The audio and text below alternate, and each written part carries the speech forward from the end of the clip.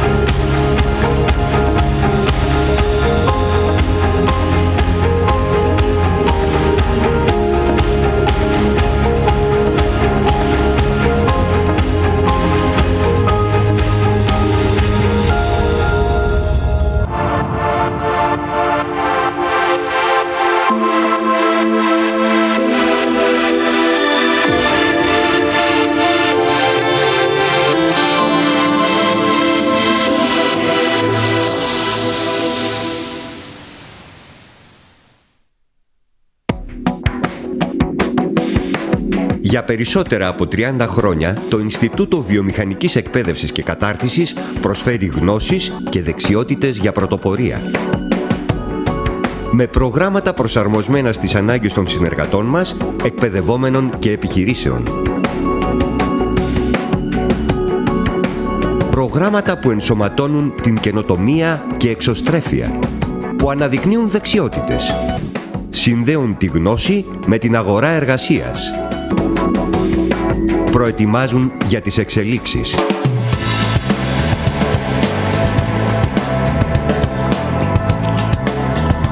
Με παραρτήματα και σύγχρονες δομές που διασφαλίζουν την ποιότητα και αρτιότητα των υπηρεσιών μας σε κάθε γωνιά της χώρας μας. Διεθνείς πιστοποιήσεις και διαπιστεύσεις που επιβραβεύουν τη δράση μας και επισφραγίζουν την ποιότητά μας. Εφαρμοσμένη τεχνολογία μάθησης. Υπερσύγχρονα πιστοποιημένα εργαστήρια για άμεση και μεθοδευμένη αλλαγή του τρόπου δουλειάς. Συνδέουμε τη θεωρία με την πράξη. Την πράξη με το αποτέλεσμα. ΙΒΠ. γνώσεις και δεξιότητες για πρωτοπορία.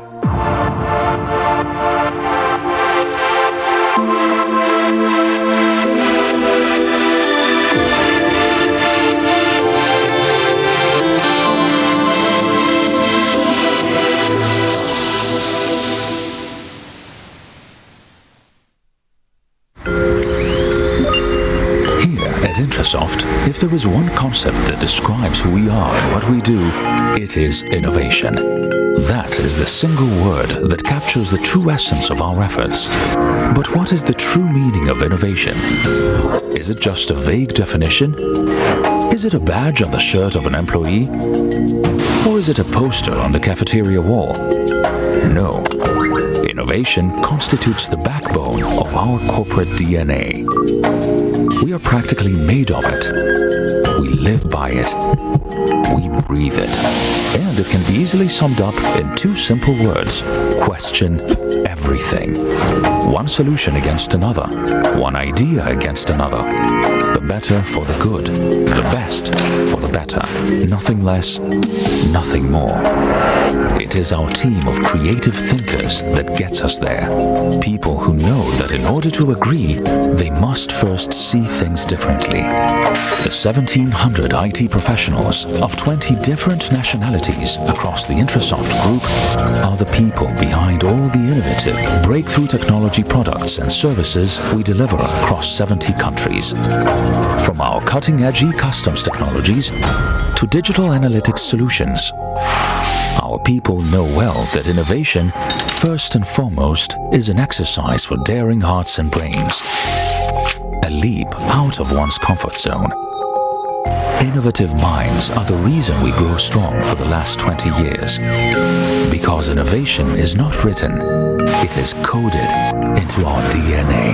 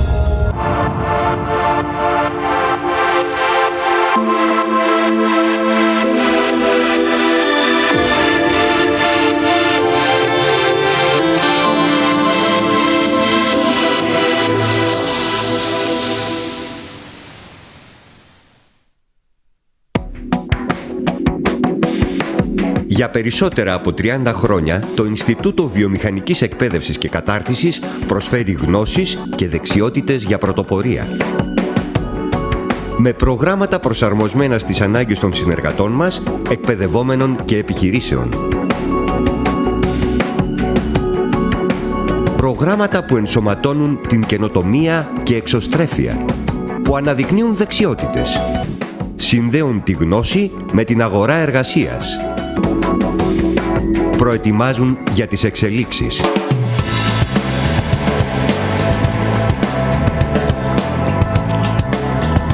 Με παραρτήματα και σύγχρονες δομές που διασφαλίζουν την ποιότητα και αρτιότητα των υπηρεσιών μας σε κάθε γωνιά της χώρας μας.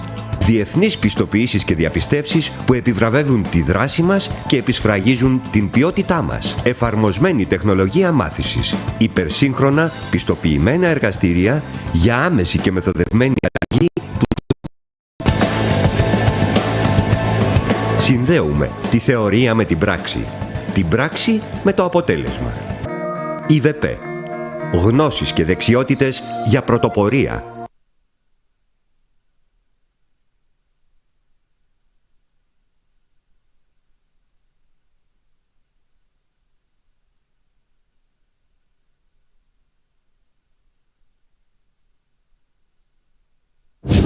Konstantinos Doxiadis was a Greek architect, urban planner, and thinker. Among his hundreds of projects, he designed new cities, influencing the lives of millions of people in countries across the globe.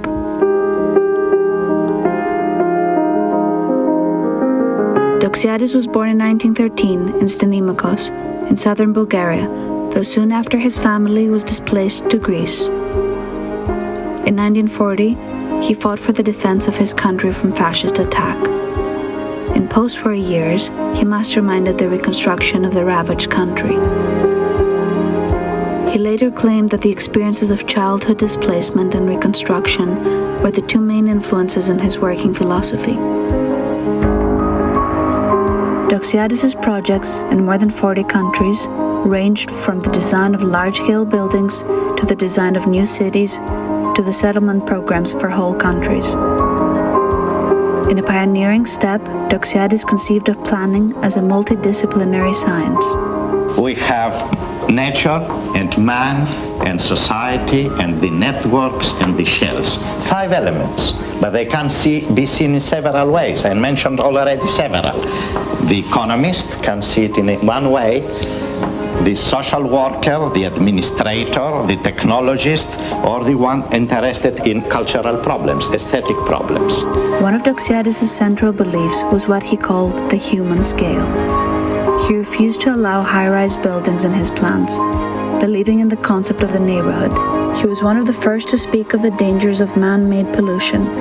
In order to curtail it, he developed a vision of digital networking that would decrease physical machine-based traffic. The technology for it was invented years after his death in 1975.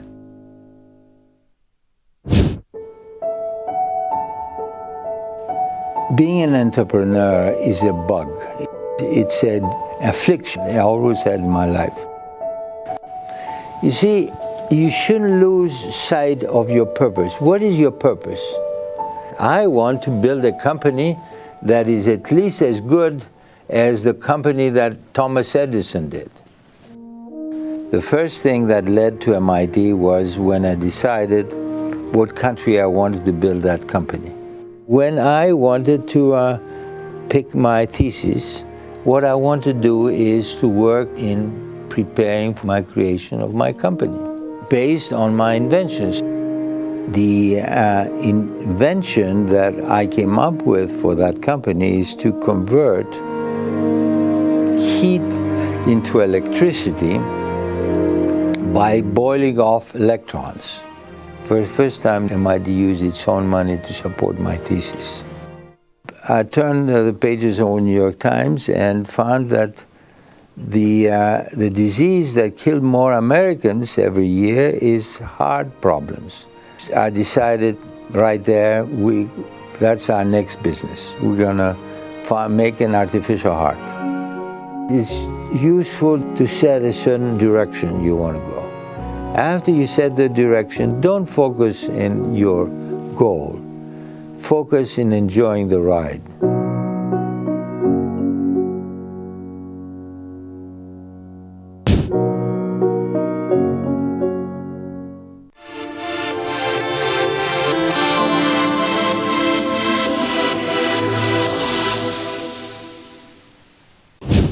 Γεια σας, είμαι ο Στέφανος Τσιπάς και θέλω να εκφράσω τη στήριξή μου στους Innovative Greeks σε όλο τον κόσμο. Η δημιουργικότητα και το business είναι θέματα που με ενδιαφέρουν πάρα πολύ και είμαι χαρούμενος ότι υπάρχουν νέοι Έλληνες που θέλουν να γίνουν ηγέτες ώστε να βοηθήσουν την πατρίδα. Καλή επιτυχία! Γεια σας, είμαι η Μαρία Σάκαρη. Θέλω να εκφράσω την στήριξή μου στους Innovative Greeks σε όλο τον κόσμο Πολλούς από αυτούς γνωρίζω στα τουρνουά που έρχονται και με στηρίζουν στους αγώνες μου και εγώ με τη σειρά μου θέλω να τους φέρω πιο κοντά στην Ελλάδα. Καλή τύχη! Hi, George Stephanopoulos here, wishing best of luck to the innovative Greeks community. I know you're coming together for the future of Greece, for the future of the Greek diaspora in a creative, entrepreneurial way that we hope will create great success for Greeks everywhere. Good luck. Εκ μέρους του Greek Tech θέλω να ευχηθώ καλή επιτυχία στο Innovative Greeks Event που διοργανώνουν ο SEV και η Endeavor Greece την ερχόμενη εβδομάδα. Και θέλω να καλέσω τα μέλη μας να συμμετάσχουν σε αυτή την πολύ ενδιαφέρουσα διοργάνωση. Είναι σημαντικό που ο κεντρικός φορέας της επιχειρηματικότητας στην Ελλάδα φέρνει για πρώτη φορά τους καινοτόμους Έλληνες όλου του κόσμου κοντά. On behalf of our board of directors, our dedicated staff and the thousands of donors around the globe, we'd like to thank Innovative Greeks for asking us to be part of this conference and to wish you all the best of luck. Thank you. We are so thrilled to be part of this conference organized by Innovative Greeks, and we can't wait to hear from this incredible cast of luminaries to recognize how far we've come and also how we forge a path forward. Best wishes to all. I was thinking about all the things that define us as Greeks and came up with my top 10, so if you'll indulge me, I'll share them with you. The number 10 best reason is that we're popular and generally considered cool. Everyone you meet tells you they had a best friend in college, or the kid down the street's mother made the best glika, or the athlete or musician or teacher that inspired them. It seems we leave lasting impressions, and they're almost always flattering. Reason number 9 is that Greeks are passionate, which is why when you get two Greeks together, you have three opinions. And no one argues like the Greeks. It's sometimes a fierce argument, even screaming and yelling, which to the non-Greek observer appears very serious and substantial. But for the Greeks, once they decide what movie they're going to, or who sells the best feta, or whatever the argument was about, they move on without a second thought, leaving bystanders very confused about what just happened. The 8th reason is that you can always get a great meal if you're Greek. At home, at a relative's house, at a great restaurant, or especially in New York at a diner on virtually any corner, where if they find out you're Greek, there's always a little extra on the plate. 7th reason is that you can go to a friend's house, get completely drunk on his alcohol, play his music too loud, smash all his plates, and he cheers you on and invites you back, particularly if it's his name day. Now, who else does that? The 6th reason is that we're great lovers and hopeless romantics. And as we go through life, we inevitably break hearts, have ours broken, until we find the right person, as I did, who makes it all worth it. The 5th reason is that every time you go to dinner with Greek friends, you have a great time. That's despite the fact that it includes elaborate plotting about how you will get to pay the check before they do, and usually ends in a great scene and a fight over the bill, which is a dramatic flourish to the evening that only Greeks can do. But it ends with everyone laughing and hugging and plotting the next dinner. The 4th best reason is that when non-Greek prospective tourists tell us how excited they are to be going to Mykonos and Santorini, we get to smugly tell them about all the other amazing places they'll be missing. The 3rd reason is that we're intelligent and ambitious. And while we're driven to some extent by economic success and glory, for the most part, we do it out of a sense of pride, for the accomplishment, to make our parents and families proud, and to prove that Greeks can and do excel at whatever they put their minds to. The 2nd best reason is that we deeply value our relationships, our families, our friends, and their families and friends.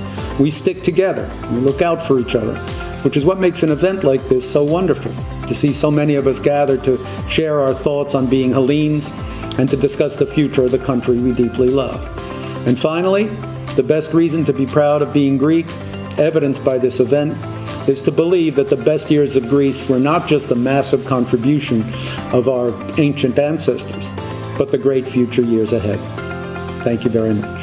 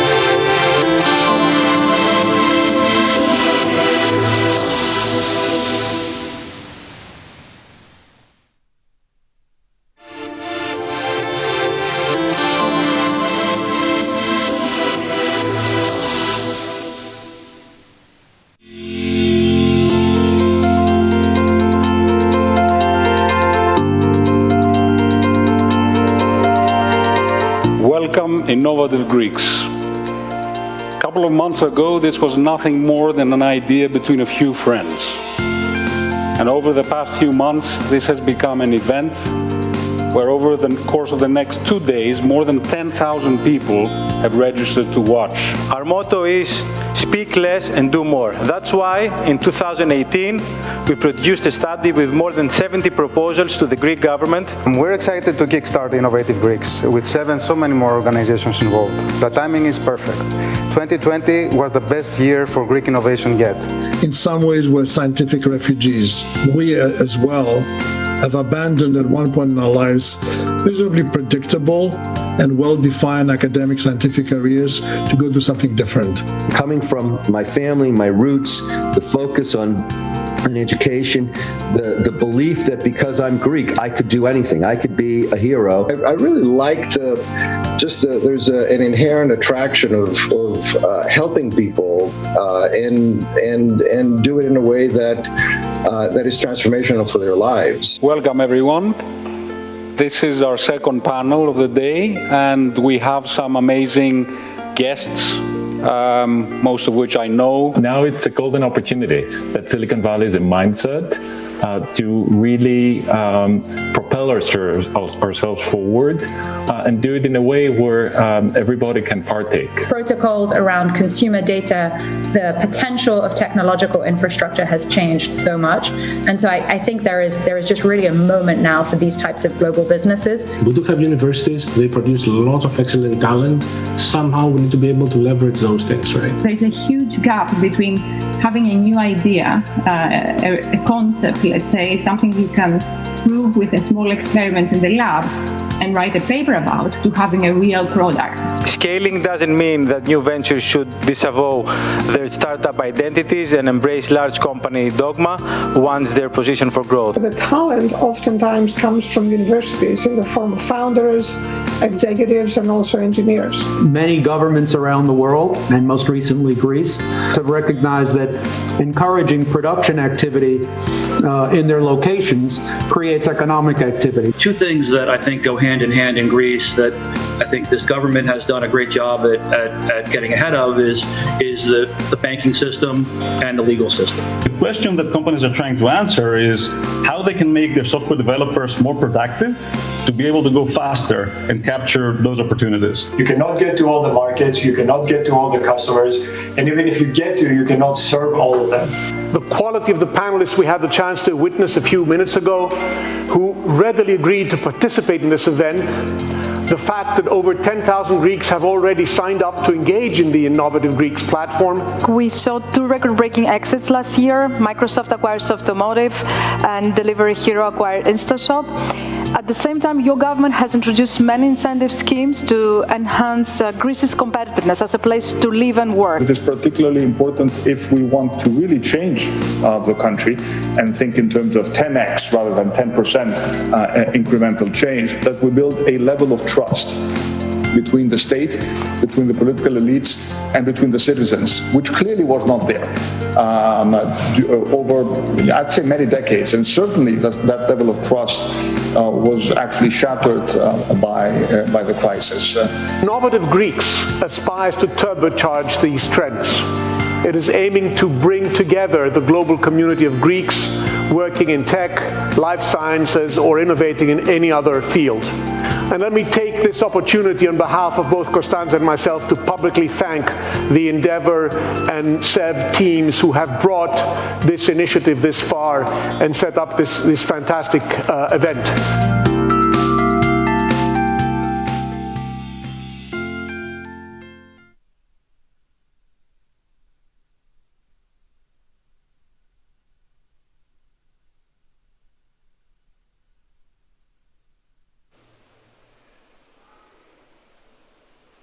Welcome back, Innovative Greeks.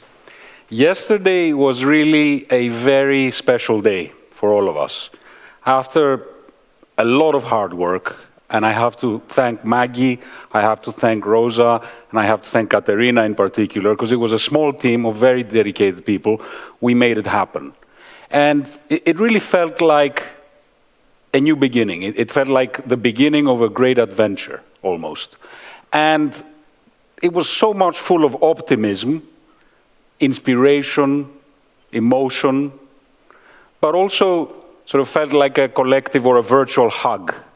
I think all the things that a real community feels, we felt yesterday, with thousands of people watching us, and from the more sort of unpredictable places like Mexico or Japan, and of course all the big cities around the world.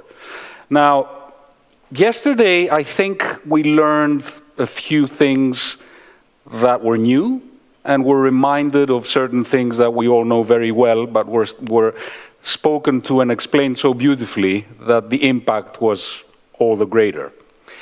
And the first thing is the importance of role models.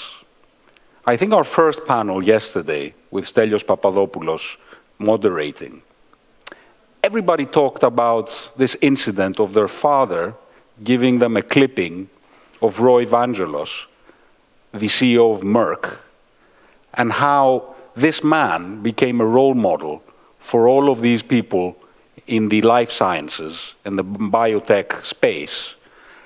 And I think the same is true of people who followed George Hadjopoulos as a role model.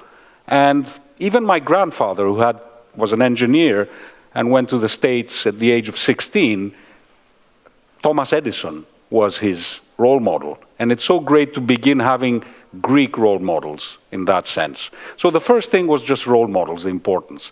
The second thing is, we have a saying in Greece that οι παρέες γράφουν ιστορία. So groups of people that stick together with common values can really change the world or write history. And that was so very true of Mr. Yankopoulos, Mr. Galakatos, Mr. Skangos, and Mr. Papadopoulos. They all worked together for years. They educated a whole class of people and young Greeks to become top in their field. And today, Mr. Yankopoulos has built a Regeneron, a company worth 45 billion. Mr. Papadopoulos is running Biogen, a company which is worth 43 billion. And Mr. Galakatos is probably the largest manager of life science funds in the world at Blackstone. And Mr. Skangos with Vir is really breaking new ground in every possible sense. So I guess, we also have our own PayPal mafias. And the message is, when there is a very healthy core, a very healthy group of people, this has the tendency to spread. And I've had the same experience myself with Upstream. Out of Upstream, there have been so many other companies built. Persado, Workable, now Brick. People like Panagiotis Vitakis are now managing Celonis. And it just grows and grows. It has an exponential effect. Οι παρέες πραγματικά γράφουν ιστορία. The third thing I wanted to bring up is we had some great ideas on the table in terms of how Greece can move faster. The first was actually from Victoria Coleman. Victoria spoke about Greece being the second largest spender in military expenses, defense, out of all the NATO members per capita, and how it would make sense for Greece to have a very strong research and business around that, something that we haven't ever really done. And she is an expert. She was the head of DARPA, after all, and she can help us in many different ways to not just do military research, but also dual use, things that can be useful beyond the military. So this was, a great moment in yesterday's discussion for food for thought. The other was Jim Yiannopoulos saying that, Greece could actually be an interesting place for the film industry, not to shoot movies so much, but to create post-production and digital sort of competences that do exist in Greece. Another great example of things that we could be doing. And many more interesting ideas. And finally, Christos Trifonas, who is one of the few serial entrepreneurs that we have in the tech space, shared with us, I think, a very interesting perspective, saying that one of the reasons that he sells a business and then wants to do another one, and then another one, and yet another one, because he's done 5, is that because every time he changes the domain and he finds it intellectually challenging, he also changes the teams, and it's almost an opportunity for him to reinvent himself. And I think that this is a glimpse into the future in the sense that none of us will be doing one thing in our lives. We'll be doing multiple things, multiple businesses, multiple opportunities to reinvent ourselves.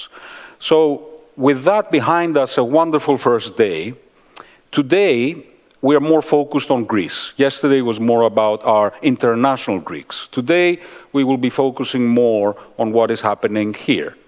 So we will start with a research that Dianeosis, which is one of the most reputable research think tanks in Greece that has done amazing work over the past few years, presenting the landscape of the ecosystem. Then we will move on to see a panel around our very own Greek heroes. So the entrepreneurs that I was thinking about when I said yesterday that sometimes the darker the night, the brighter the stars. These guys, against all odds, over the last 10 years, have managed to build significant businesses and attract foreign investors.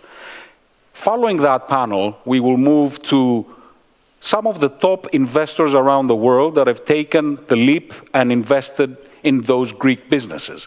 And we'll hear their perspective as to why they did it.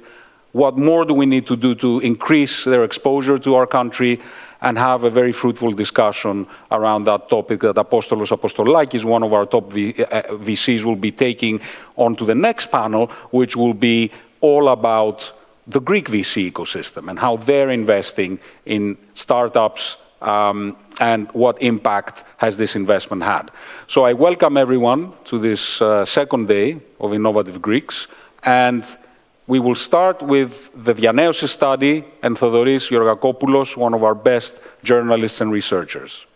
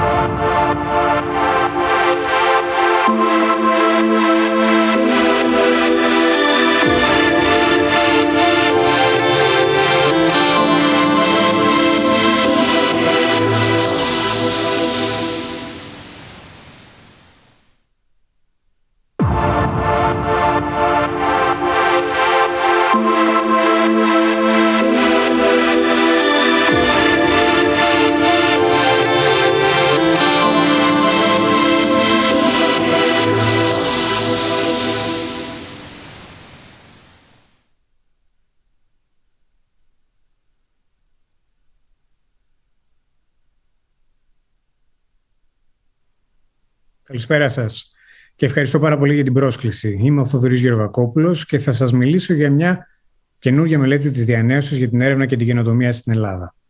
Μια ομάδα ερευνητών υπό το συντονισμό του Γιάννη Καλογύρου και του Άγγελου Τσακανίκα, που είναι καθηγητές στο Πολυτεχνείο, ανέλυσε το σύστημα καινοτομίας στην Ελλάδα σήμερα, ανέδειξε τα προβλήματά του και πρότεινε συγκεκριμένες λύσεις. Όλα όσα ακούσαμε χτες, τα οποία συνόψισε ο Μάρκος Βερέμης πριν πολύ ωραία και αποτελεσματικά, και όλα όσα θα ακούσουμε σήμερα σε αυτή την εξαιρετική εκδήλωση, έχουν να κάνουν με τη νέα οικονομία. Για τις δυναμικές εξωστρεφείς επιχειρήσεις, που παράγουν αξία, βασισμένες στην καινοτομία, για Έλληνες και ξένους χρηματοδότες που τις στηρίζουν. Ωραία πράγματα, πολύ εμπνευστικά. Σε αυτήν εδώ τη μικρή παρουσίαση, εγώ θα προσπαθήσω να σας περιγράψω το υπόβαθρο πάνω στο οποίο όλοι αυτοί οι δραστήριοι επιχειρηματίες καλούνται να στήσουν τις προσπάθειες και τις ιδέες τους. Οι επιχειρήσεις που καινοτομούν, οι πετυχημένες startups, οι ιδέες που αλλάζουν τον κόσμο, δεν εμφανίζονται σε κενό. Ή, για να το πω πιο σωστά, μπορεί μερικές φορές να εμφανίζονται σε κενό, αλλά συνήθως υποστηρίζονται από ένα ακμαίο και δραστήριο σύστημα καινοτομίας.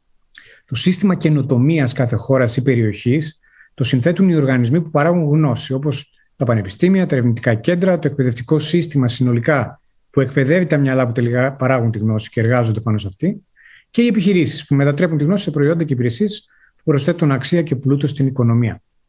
Υπάρχουν επιπλέον και ένα σωρό άλλα συστατικά που συνδέουν αυτά τα τρία μεταξύ τους, από incubators, διάφορες πηγές χρηματοδότησης, μέχρι το ρυθμιστικό πλαίσιο και το πολιτικό σύστημα μιας χώρας. Τώρα, όλο αυτό το σύστημα, στη δική μας χώρα, το σύστημα καινοτομίας της δεν λειτουργεί πολύ καλά. Και για λόγους που οι ερευνητές εξηγούν εξαντλητικά μες στη μελέτη. Εδώ θα δούμε συνοπτικά μερικά από τα βασικά συστατικά αυτού του συστήματος καινοτομίας για να καταλάβουμε το πού υπάρχει πρόβλημα. Πρώτα απ' όλα, τη χρηματοδότηση. Τα λεφτά που επενδύονται για να δημιουργηθεί καινούργια γνώση και καινοτομία στη χώρα είναι λίγα. Συνολικά η χώρα μας επενδύει το 1,27% του ΑΕΠ σε δαπάνες για R&D. Είναι περίπου 2,3 δισεκατομμύρια το 2019, ποσό αρκετά χαμηλότερο από το μέσο όρο της Ευρωπαϊκής Ένωσης, που είναι περίπου 2,14 του ΑΕΠ. Υπάρχουν δε χώρες με μέγεθος παρόμοιο της Ελλάδας, όπως η Αυστρία ή το Βέλγιο, που επενδύουν σχεδόν τα πενταπλάσια. Αξίζει επίσης να θυμόμαστε βέβαια ότι επενδύσεις σε R&D κάνει και το κράτος, κάνουν και οι επιχειρήσεις. Και στην Ελλάδα το κράτος, που διαχρονικά υστερούσε, σιγά σιγά φαίνεται να φτάνει τον ευρωπαϊκό μέσο όρο. Το κράτος το ελληνικό δίνει περίπου 1 δισεκατομμύριο το χρόνο, που είναι 0,7 του ΑΕΠ και που είναι περίπου ο ευρωπαϊκός μέσος όρος. Η μεγάλη διαφορά είναι στις ιδιωτικές επενδύσεις σε R&D. Εδώ ο ελληνικός ιδιωτικός τομέας επενδύει σχεδόν 3 φορές λιγότερα από ότι ο ευρωπαϊκός μέσος όρος. Θα μιλήσουμε παρακάτω για το γιατί συμβαίνει αυτό. Πριν όμως πάμε στις επιχειρήσεις, αξίζει να πούμε 2 λόγια για το τι συμβαίνει με τα 2 άλλα κρίσιμα συστατικά του συστήματος καινοτομίας, τα ερευνητικά κέντρα και τα πανεπιστήμια και το ανθρώπινο δυναμικό. Στην Ελλάδα παράγεται γνώση. Αναφέρθηκε και στα χτεσινά πάνελ. Οι Έλληνες ερευνητές παράγουν πολλές και υψηλού επίπεδου επιστημονικές δημοσιεύσεις. Από τότε που δημιουργήθηκαν τα άκρως ανταγωνιστικά ευρωπαϊκά προγράμματα για τη χρηματοδότηση της έρευνας, 36 χρόνια πριν, οι ελληνικοί οργανισμοί είναι σταθερά στην πρώτη δεκάδα ανάμεσα σε αυτούς που τα διεκδικούν και τα κερδίζουν. Υπάρχουν, φανταστείτε, 77.000 ευρωπαϊκοί οργανισμοί ερευνητικοί που διεκδικούν τα προγράμματα Horizon 2020. Από αυτούς, από τους 100 πρώτους, οι 7 είναι ελληνικοί. Το Εθνικό Μετσόβιο Πολυτεχνείο είναι στην 7η θέση, ενώ το Imperial, για να φανταστείτε, είναι στην 9η και το Πολυτεχνείο του Μιλάνου στη 15η. Βεβαίως υπάρχει ένας άλλος λόγος για τον οποίο τα ελληνικά ιδρύματα τα πηγαίνουν πολύ καλά στα προγράμματα Horizon, και αυτός είναι το ότι έχουν λιγότερες εναλλακτικές επιλογές για χρηματοδότηση σε σχέση με οργανισμούς άλλων πιο ανεπτυγμένων χωρών. Οπότε αναγκάζονται να δώσουν μεγάλη έμφαση σε αυτές τις πηγές. Και έτσι τα πηγαίνουν καλά, και σήμερα πάνω από το 10% των δαπανών για έρευνα στη χώρα μας προέρχεται από τέτοια προγράμματα. Αλλά οπωσδήποτε φταίει και το ότι γίνεται υψηλού επίπεδου έρευνα σε πολλά ελληνικά ερευνητικά ιδρύματα. Είναι ωστόσο γνωστό ταυτόχρονα το ότι αυτή η έρευνα σπάνια οδηγεί σε προϊόντα και υπηρεσίες. Οι Έλληνες επιστήμονες παράγουν πολλά papers, αλλά λίγες πατέντες. Στην Ελλάδα κατατίθεται περίπου 10 φορές λιγότερες αιτήσεις για διπλώματα ευρεσιτεχνίας κατά κεφαλήν από ό,τι στην Ευρωπαϊκή Ένωση. Ο κυριότερος λόγος δεν είναι τόσο ότι οι δαπάνες των ελληνικών επιχειρήσεων για R&D οδηγούν σε λιγότερες πατέντες, αλλά κυρίως το ότι οι ελληνικές επιχειρήσεις που ενδιαφέρονται για την κατοχήρωση ευρεσιτεχνιών είναι ελάχιστες.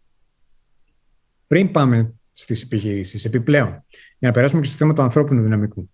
Στην Ελλάδα απασχολούνται σχετικά λίγοι άνθρωποι με έρευνα και ανάπτυξη και στον ιδιωτικό και στο δημόσιο τομέα. Υπολογίζονται συνολικά περίπου σε 55.000. Στις άλλες συγκρίσιμες χώρες που αναφέραμε, το Βέλγιο και την Αυστρία, είναι περίπου διπλάσιοι. Και γι' αυτό δεν φταίει ότι δεν έχουμε αποφύτους, ότι το εκπαιδευτικό μας σύστημα δεν βγάζει αρκετούς καταρτισμένους εργαζόμενους. Βγάζουμε πολλούς. Αλλά από ό,τι φαίνεται, δεν είναι καταρτισμένοι και εκπαιδευμένοι σε τομείς και σε skills που χρειάζεται η αγορά. Το 43% των Ελλήνων αποφύτων πανεπιστημίων απασχολείται σε θέσεις εργασίας που δεν χρειάζονται πτυχίο πανεπιστημίου. Ταυτόχρονα, το 36% των επιχειρήσεων δεν βρίσκουν ανθρώπους με τα κατάλληλα skills για να συμπληρώσουν τις θέσεις εργασίας που έχουν. Και οι μισές επιχειρήσεις λένε ότι οι υπάλληλοι τους δεν έχουν τα κατάλληλα skills. Παρ' όλα αυτά, μόνο μία στις 5 ελληνικές επιχειρήσεις έχουν έστω και κάποια υποτυπώδη προγράμματα κατάρτισης για τους εργαζομένους. Ενώ στην Ευρωπαϊκή Ένωση είναι 3 στις 4. Μόνο μία στις 4 ελληνικές επιχειρήσεις έχει έστω και υποτυπώδες τμήμα R&D. Το 60% των μεγάλων επιχειρήσεων με πάνω από 250 υπαλλήλους δεν έχουν τμήμα R&D. Οπότε, έχουμε πρόβλημα στη σύνδεση της έρευνας στα πανεπιστήμια και τα ερευνητικά ιδρύματα με τις επιχειρήσεις και την αγορά. Στο Global Innovation Index, στο δείκτη συνεργασίας ανάμεσα σε επιχειρήσεις και πανεπιστήμια, η χώρα μας καταλαμβάνει την 119η θέση ανάμεσα σε 131 χώρες. Έχουμε πρόβλημα με το ανθρώπινο δυναμικό και τη σύνδεση αυτού με τις ανάγκες της αγοράς. Αλλά υπάρχει και ένα άλλο σημαντικό πρόβλημα, και αυτό θα είναι το τελευταίο που θα σας πω, το προανήγγειλα, το γενικότερο πρόβλημα της επιχειρηματικότητας στην Ελλάδα. Στη χώρα μας ιδρύονται ακόμα περισσότερες επιχειρήσεις από όσες κλείνουν. Μόνο το 2020, το έτος της κρίσης και της πανδημίας, συστάθηκαν 23.000 περισσότερες επιχειρήσεις από όσες έκλεισαν. Ωστόσο, αυτή η νέα επιχειρηματικότητα είναι σε μεγάλο βαθμό, όπως το γράφουν οι ερευνητές μέσα, επιχειρηματικότητα ανάγκης και όχι ευκαιρίας. Οι Έλληνες επιχειρηματίες ανοίγουν επιχειρήσεις κυρίως επειδή δεν έχουν άλλη επιλογή, όχι επειδή θέλουν να αξιοποιήσουν μια επιχειρηματική ιδέα για να αυξήσουν το εισόδημά τους. Γι' αυτό ένα μεγάλο μέρος των ελληνικών επιχειρήσεων εστιάζονται σε μη παραγωγικούς εσωστρεφείς τομείς όπως η εστίαση ή το λιανεμπόριο. Επιπλέον, οι περισσότερες νέες επιχειρήσεις που ανοίγουν είναι πολύ πολύ μικρές. Από αυτές τις 23.000 καινούριες επιχειρήσεις που είπαμε ότι άνοιξαν το 2020, το 43% ήταν ατομικές. Στην Ελλάδα το 97,4% των επιχειρήσεων είναι πολύ μικρού μεγέθους, με λιγότερους από 9 υπαλλήλους. Και αυτές απασχολούν σχεδόν τα 2 τρίτα του ανθρώπινου δυναμικού. Στην υπόλοιπη Ευρωπαϊκή Ένωση υπάρχουν επίσης μια πλειοψηφία από πολύ μικρές επιχειρήσεις, αλλά εκείνες απασχολούν το 29% του ανθρώπινου δυναμικού κατά μέσο όρο. Υπάρχουν και άλλα θέματα βεβαίως και βαθύτερα θέματα όπως η επιχειρηματική κουλτούρα, η φοβία απέναντι στο ρίσκο, η φοβία για την αποτυχία. Είναι πολλά πράγματα. Δεν προλαβαίνουμε να τα αναλύσουμε όλα σήμερα εδώ. Αλλά όλη αυτή η χαρτογράφηση μπορείτε να τη δείτε στην πλήρη έρευνα που υπάρχει στο διανέωσης.org και μαζί μπορείτε να δείτε και τις λύσεις που προτείνουν οι ερευνητές. Στη χώρα μας αξίζει να πούμε ότι τα τελευταία χρόνια έχουν γίνει κάποιες κινήσεις προς τη σωστή κατεύθυνση. Αλλά ακόμα απομένουν πάρα πολλά που θα πρέπει να γίνουν. Οι λύσεις που προτείνονται στη μελέτη είναι πολλά μικρά και μεγάλα τεχνικά θέματα που έχουν να κάνουν με κίνητρα για επενδύσεις R&D στις επιχειρήσεις, με μεγαλύτερες δημόσιες δαπάνες για την έρευνα και βεβαίως με τομές και παρεμβάσεις στην εκπαίδευση και την κατάρτιση. Βλέπετε μερικές εδώ, δεν θα τις απαριθμίσουμε, να πούμε μόνο ένα παράδειγμα, οι δημόσιες προμήθειες. Οι δημόσιες προμήθειες θα μπορούσαν να είναι ένα καλό όχημα για να αναγκάσουν τις εταιρείες που λειτουργούν ως προμηθευτές του δημοσίου να αναπτύξουν δικές τους καινοτόμες επιχειρήσεις και λύσεις. Είναι κάτι που έχει γίνει με αποτελεσματικό τρόπο στο παρελθόν στον κατασκευαστικό κλάδο και σε άλλους κλάδους. Θα μπορούσε να γίνει σε ακόμα περισσότερους δυναμικούς και σημαντικούς κλάδους, όπως ας πούμε για παράδειγμα η άμυνα που ακούστηκε σε ένα από τα χτεσινά πάνελ. Επιπλέον, άλλο παράδειγμα, στα πανεπιστήμια πρέπει να οργανωθούν γραφεία μεταφοράς τεχνολογίας. Μόνο το Αριστοτέλειο έχει μέχρι τώρα και πρέπει να αποκτήσουν και τα άλλα για τη σύνδεση των ερευνητών τους με επιχειρήσεις και με τη βιομηχανία. Τα δεδομένα του δημοσίου ξέρουμε ότι πρέπει να ανοίξουν και το ταχύτερο δυνατό. Επίσης, ευρωπαϊκά προγράμματα για τη στήριξη της επιχειρηματικότητας πρέπει να επεκταθούν. Περισσότερα πιο τολμηρά φορολογικά κίνητρα για τις επιχειρήσεις που θέλουν να επενδύσουν σε R&D πρέπει να δοθούν. Μια αρχή σε αυτό το κομμάτι έχει γίνει. Το 2020 το ποσοστό επενδύσεων σε R&D που απαλλάσσεται από τη φορολογία αυξήθηκε για τις ελληνικές επιχειρήσεις από 30% σε 100%. Αλλά χρειάζονται και άλλες τέτοιες πρωτοβουλίες. Είναι δεκάδες επιμέρους προτάσεις που περιλαμβάνονται στη μελέτη, αλλά πρέπει να θυμόμαστε ότι ίσως σημαντικότερες παρεμβάσεις είναι σε θέματα γενικότερα. Είναι παρεμβάσεις σε θέματα που αφορούν συνολικότερα την προβληματική κατάσταση της ελληνικής επιχειρηματικότητας. Έχουν να κάνουν με την σταθεροποίηση του φορολογικού συστήματος, για παράδειγμα, τη μείωση της πολυνομίας και της γραφειοκρατίας, τη δημόσια διοίκηση, αλλά και τη ριζική αναβάθμιση της εκπαιδευτικής διαδικασίας σε όλες τις βαθμίδες. Το Εθνικό Συμβούλιο Έρευνας, Τεχνολογίας και Καινοτομίας που έχει φτιαχτεί, το ESETEC, έχει θέσει ως κεντρικό στόχο του τον σχεδιασμό ενός συνεχούς και διαδραστικού οικοσυστήματος από την έρευνα μέχρι την καινοτομία και την επιχειρηματικότητα. Είναι ένας δύσκολος στόχος αυτός, φιλόδοξος, μα απαραίτητος για να υλοποιηθούν και όλα τα υπόλοιπα που θα ακούσουμε σήμερα εδώ. Αν θέλουμε να το πετύχουμε, αυτή η μελέτη της διανέωσης αποτελεί μια καλή αρχή. Σας ευχαριστώ πάρα πολύ.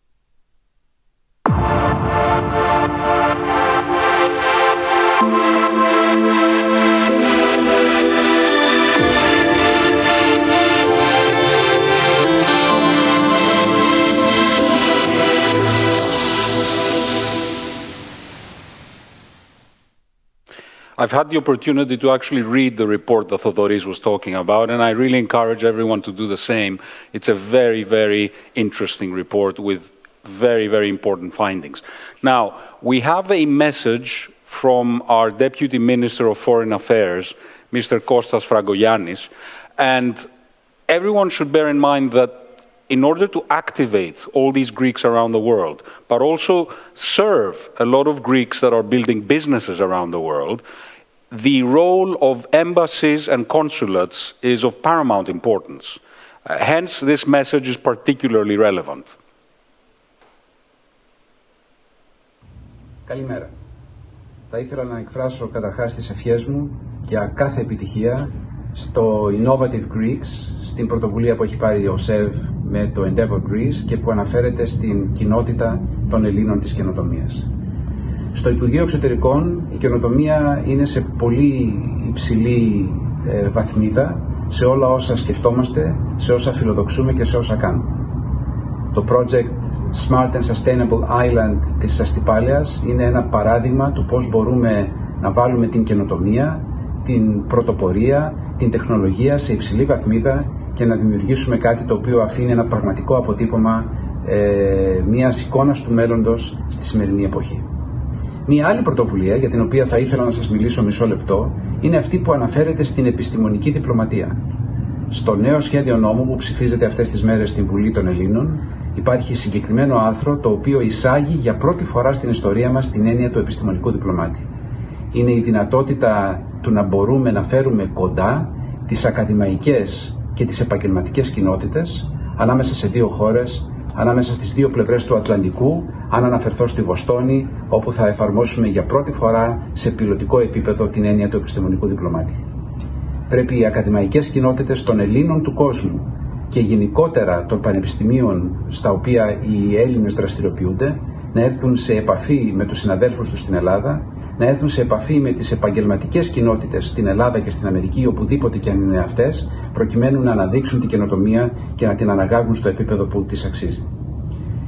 Κάθε επιτυχία στο συνέδριο, κάθε επιτυχία σε όλα όσα έχετε να πείτε και εύχομαι η καινοτομία να θριαμβεύσει στο τέλος σε κάθε ενέργεια την οποία κάνουμε και κάθε σκέψη η οποία αφορά τα όνειρά μας και τις φιλοδοξίες μας για τη χώρα μας. Καλημέρα και πάλι.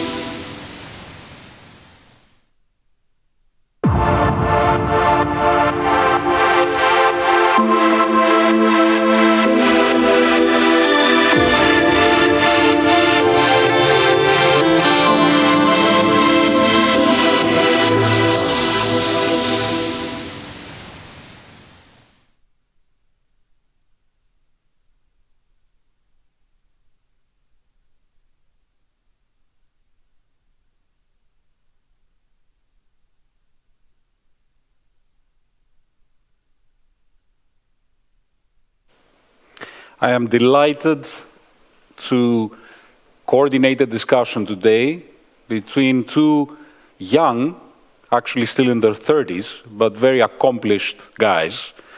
Michael Kratsios was the 4th Chief Technology Officer of the United States.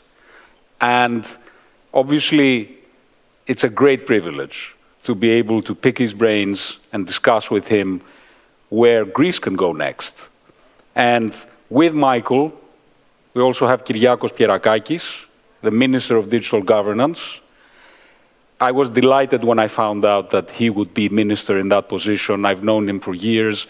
And this kind of fresh thinking and can-do attitude is what has transformed, actually, the country in a very short space of time in the right direction, the latest being the whole management of a very complex project of vaccinating the Greek population. I have to say personally, having taken my father last week to be vaccinated, I'll just quote my father who said, "I think I'm in Sweden." So, guys, it's great to have you both. And I'll start with a question that I think start-uppers, younger folks in the technology space, obviously have a short memory, they're quite young, but they have this impression that government or the state and technology and entrepreneurship and innovation don't really mix. Now, I keep telling them, obviously, that places like Silicon Valley or places like, Israel or even the Nordics, these ecosystems were largely born out of precisely this kind of collaboration between the government or the state and private enterprise and young people, researchers, etc. So my first question, and I'll start with Michael, who's seen this happen successfully in the States, is how do these two mix most successfully? How do you get the balance between not being too government sort of focused or too public service slow, let's call it, and the speed and energy of the private sector? Absolutely. Well, first off, thank you so much for having me. I'm absolutely delighted to be here and join such an incredible event. So congratulations on putting this together.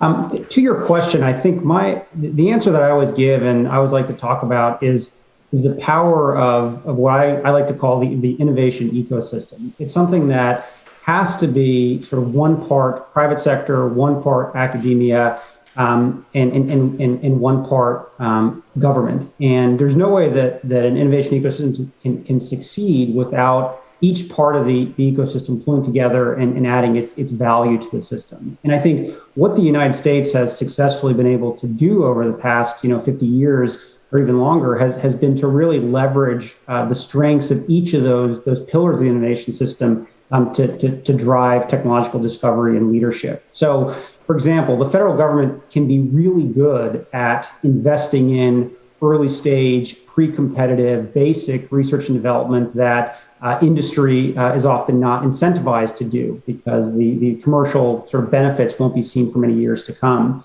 On the other side, later stage sort of commercialized products are not ones that the federal government or taxpayers should be funding, but the private sector is very incentivized to do.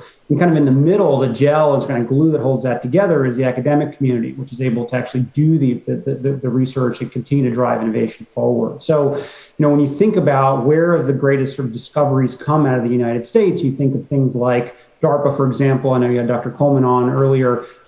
They were the ones who created sort of the internet and took the risk to sort of develop that technology, and then the commercial sector was able to kind of leverage that to drive everything that we have today in the digital economy. So for me, I think when I think about how nations can sort of leverage the full power and breadth of their innovation community, it's to really play to your strengths. Make sure that what you are doing as a federal government or as a government entity, as a private sector entity, as academic, is to your strength, and the greater bonds and links that you can build between each of these different pillars is what ultimately can drive long-term innovation and discovery.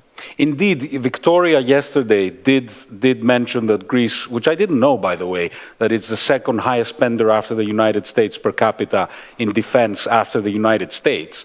And, she put on the table this, especially dual-use technology, things that begin from the military or defense, but then have a positive impact on the rest of the ecosystem. Kyriako, what areas do you think we could be focusing on? You're doing an amazing job bringing us to the 21st century in Greece, and you've done leaps and bounds in that direction. Looking to the future, are there certain areas that you have in mind that we can gain some competitive advantage? Marco, let me begin by expressing warm thanks for the invitation and congratulations for this event. It's a joy to speak with you and Michael Kratsios. And let me start off by saying that I fully adhere to Michael's point. The stage sets the stage. You need to play to your strengths. It unleashes potential. It can generate value. And let me use as a very quick example what we did with the deployment of 5G networks in Greece, which in my view showcases how optimally one can design footsteps on behalf of the state for the deployment of a specific sector. So it was a tiered approach. On the one hand, we designed a business-friendly auction, which had all 4 bands together. It had a timeline of 6 years vis-a-vis the deployment of the networks. We had the development of a specialized venture capital fund ingrained within the spectrum auction. In a sense, we instrumentalized the auction to generate a market. and we reserve the portion of the spectrum which we're providing for free to research centers, universities, and startups to develop products. Now, I'm using this as an example, Marco, as a burning platform to say that, in a sense, what we need to do, instead of, let's say, picking sectors, I think that it's people like you that should pick the sectors. I think it's the entrepreneurs, it's the venture capital managers, rather than the policymakers. The policymakers, I think, should remove barriers, regulate properly, defining the proper, let's say, incentive mechanisms for entrepreneurs to unleash this potential. And effectively, I think that what we did with 5G showcases how we should, let's say, leverage the full strength of the state. As you mentioned in your original question, many startuppers don't have in mind that states have played a significant role in the development of ecosystems. This was the case in the United States. I think that in Greece, both of us know well that the Jeremy funds and the Equi fund played a very significant role in the development of our domestic ecosystem, very much inspired by what Israel did with Yozma. So I think that, in a sense, we should do what Michael said. Let's play to our strengths and focus on the strengths that we have to fully unleash our potential. The only thing I would say, Kyriako, and this is like a sort of a question for both of you, is being a venture capitalist now, as Michael said, you know, I have to deliver returns to my investors. And I can see sort of glimmers of excellence in places that I can't justifiably invest in yet, because it's too early, right? And you know, this does include some part of life science, like the more cutting-edge biotech stuff. It may include some stuff around defense, in which case, actually, the government is quite instrumental. I mean, would you imagine a situation where you have the equivalent of a 5G fund? Victoria said some countries have put together defense-specific funds to fund very early stage research in that area that is not yet, let's call it, commercially viable. Do you think that is something that might be interesting, Michael, for Greece? I think so, and I think as Kyriakos mentioned, they put together kind of a very interesting model where, at least in Greece, you're able to sort of take proceeds from an auction and put them in a fund that's managed by sort of professional investors to provide opportunities for people who are building products in that space. I think if you move a little bit earlier on the sort of development scale, and you're looking at something that's far more pre-competitive, you're trying to figure out what is the sort of 6G or 7G type of telecommunications technology. I think there you probably need to use a slightly different model and kind of think about it through a lens of kind of your basic research pool. But I think the general idea of the way that sort of Kyriakos has kind of discussed their 5G fund, I think kind of hits on kind of what you're talking about. All right, Kyriakos. Michael, if I were to answer this, if we focus on defense, to provide an analogy, I think that the idea with focusing on defense is actually brilliant.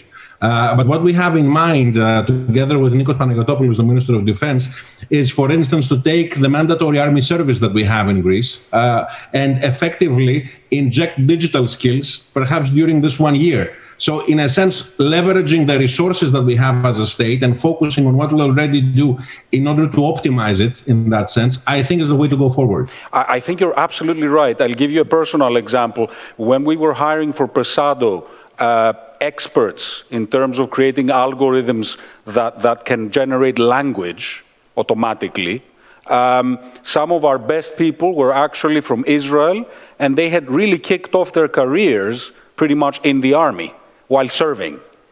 Why? Because obviously surveillance was very important, and they acquired skills around algorithms that recognize imaging at huge volumes and recognizing threats. What can be a threatening image out of, you know, countless masses of video. So I'm totally with you on that. I think that's definitely the case. But Kyriako, I was wondering this past year, and I'm sort of wanted to get your take on this. A lot of journalists sort of will ask people in our field, you know, are Greeks ready? We're way behind. You know, people are like the digital kind of metrics of Greece are way behind. Having said that, my experience is that COVID kind of force-fed an entire population to go digital. And in the end, I saw even people like my dad, who's the worst kind of example of a non-digital person, have to adapt. What has been your sense in the past year or during this pandemic? How fast have Greeks adjusted to this new reality? Exactly as you're implying, extremely fast. And in a sense, I think that we have managed to significantly leapfrog our position on certain fronts. I mean, we have discussed this with Michael extensively, also in his previous capacity, that, for instance, even, Greece hadn't conducted its 5G auction when Michael and I first met. And we managed to bundle all four bands of spectrum in a single auction, while other countries haven't managed to complete this. And we completed it in 2020. We have a government portal. We have a government app. Our vaccination platform, as you mentioned, it's already being covered in the international press as a success. And in many places, many countries haven't managed to deploy such a platform properly, or such a system, because it's not only about digital systems, right? It's about service design, with digital being the core element, but you also need to fully design the physical services in parallel with the digital services. It's about process simplification and design. So I would say that my feeling is that on certain fronts, we still have room to cover, right?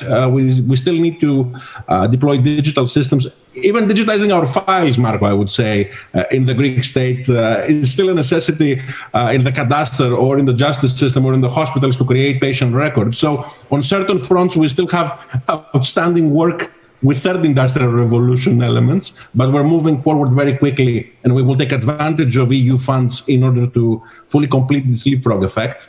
But on the other hand, I would say that given the examples that I mentioned and our overall performance in pandemic management using technological tools, and now with vaccination or with 5G, we have showcased that actually leapfrogging is possible, and that the country, if I were to make an analogy from the ICT sector, the country has had the hardware, I would say, for quite a long time, but has lacked the software, the proper rules of the game, the policies, lawmaking, regulation, all those types of measures and initiatives that provide us with the capability to fully unleash this potential. So I believe that right now this is fully feasible. Great. I mean, Michael, a lot of people asked me in advance of this panel, what does the CTO of the United States of America actually do, and what can he do? I mean, you have so many federal units, you have, the states. It's a very complicated picture. It'd be great if you could share with us, what it is that you did mostly as a job description and then as a job experience in the end. Yeah, absolutely. And the role of the technology office at the White House is to coordinate federal technology policy across government. So the U.S. has a large number of agencies, whether it's Health and Human Services, or the Department of Defense, or Department of Energy, Department of Transportation, and each of them have some level of involvement in technology policy. And kind of our role was to kind of bring all those agencies together to define a national strategic vision, and then to work with the agencies to implement that, whether it's through, removing barriers to innovation through changes in regulatory domains, whether it's helping coordinate research and development spending across the various agencies, whether it's sort of coordinating on sort of technical training or external education programs across the various agencies that do that. So it really is sort of bringing the government together on a common vision forward. And for example, some of the things relating to COVID is, what we recognize as an office that, there were regulatory barriers in the United States for allowing telemedicine to actually succeed during the pandemic. There were rules in place that didn't allow certain doctors to be reimbursed for telemedicine services. So one of our big efforts was to figure out how can we very quickly change the regulatory language to allow these reimbursements to happen, and then unlock all these doctors who can suddenly be able to kind of treat patients. And that's an example where kind of the White House made a decision to move forward, and then worked with an individual agency that was relevant in this space to make that happen.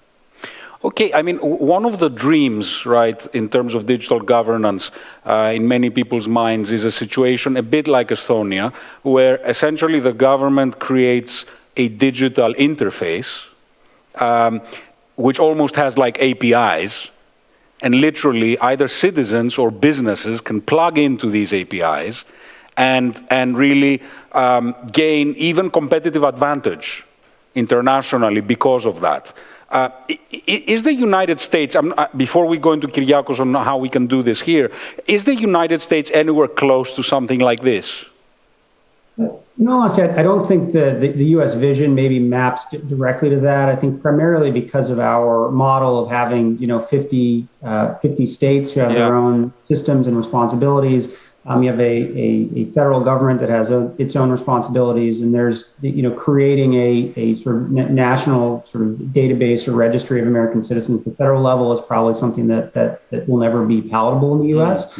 But what we can do is provide as seamless as possible services to citizens who want to engage with the federal government in the areas where they need federal services. So if you are applying for a passport, if you are trying to get access to a national park, or whatever it may be, these are all examples of services that Americans sort of have touch points with the federal government. And what's most key is to make those as seamless as possible. And it extends to even sort of more thorny issues like filing your taxes, which people often get frustrated with. So it's being able to kind of figure out what the pain points are of the most common touch points with the federal government and make those seamless, rather than sort of thinking about it as a one unit place where everyone's data is as a repository. Kyriako, what's your take on this? I can tell you this is the dream, especially when it comes to things like open data. Our perspective is you've got companies like Facebook obviously monetizing consumer data very successfully. Perhaps, if the government goes in the direction of offering that kind of service to businesses, maybe interesting things can happen. What's your take on this? I mean, that's the million-dollar question, right? Is what you said vis-a-vis Estonia. How does one become Estonia? Estonia for us is a compass. It's not a map. Estonia had its own institutional path after the collapse of the Soviet Union. You can do everything digitally there, apart from a couple of things like getting married, getting divorced, or buying a house. So eventually, this is the end result, but the path to go there is very eclectic. It's we've said it many times, reforms are a little bit like transplants. When you're studying other states, you need to have donor-receiver compatibility. So what we did was much prior to the election. Actually, the interest was of the Prime Minister himself, the leader of the opposition. We studied what everyone else does. We tried to see what's relevant in our context. So we looked at gov.uk from the UK, so we interpreted it in our context with gov.gr, and now it's quite unique. It's quite different from gov.uk. We studied the Estonia identity system. We studied policies from the government of the United States, and eventually, if I were to quote, there are many quotes about plans which go wrong in the process. Eventually, you need to be very agile. Eventually, the pandemic came. And there, from the concept of a strategic ministry, this became an operational ministry. And we had to be very much involved in pretty much everything. Thus, the whole idea here is that you build a team, you have a solid plan, and if the financial capabilities are there, which they are, you need to implement this plan both short-term and medium-term as quickly as possible in order to leapfrog. So far, we have managed to deliver upon this. I believe that if we leverage the financial capabilities that we have in our hands with all the EU tools that are currently available, by implementing the Digital Bible, which we have published, which has more than 400 different projects for the next 4 years, we will be able to fully claim that this leapfrogging effect has actually taken place. That's excellent. Unfortunately, we have to close here. I wish I could talk to you for hours because it's a very interesting discussion. But what I take from this discussion, as regards Greece at least, is that there are people like Michael and many more in the States like Victoria that can certainly give us wholehearted support and advice. And if it's true, which I believe it is, where there's a will, there's a way. I do think that the will exists, especially by you personally, Kyriako, and your ministry. So I'm sure we're going to find a way and get it done, and maybe even leapfrog other countries, because sometimes laggards can indeed have this advantage. So good luck to your work and keep it up. Thanks, guys. Thank you. Thank you.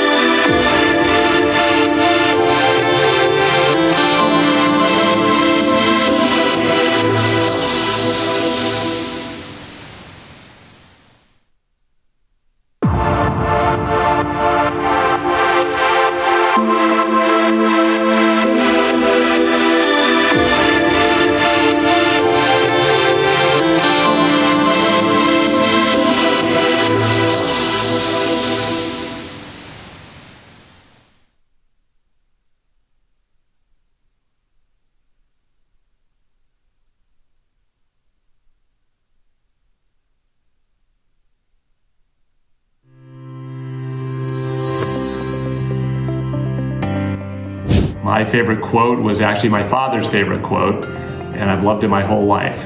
It's by Ralph Waldo Emerson, and it's called, "What is Success? To laugh often and much, to win the respect of intelligent people and the affection of children, to earn the appreciation of honest critics and endure the betrayal of false friends, to appreciate the beauty, to find the best in others, to leave the world a bit better, whether by a healthy child, a garden patch, or a redeemed social condition.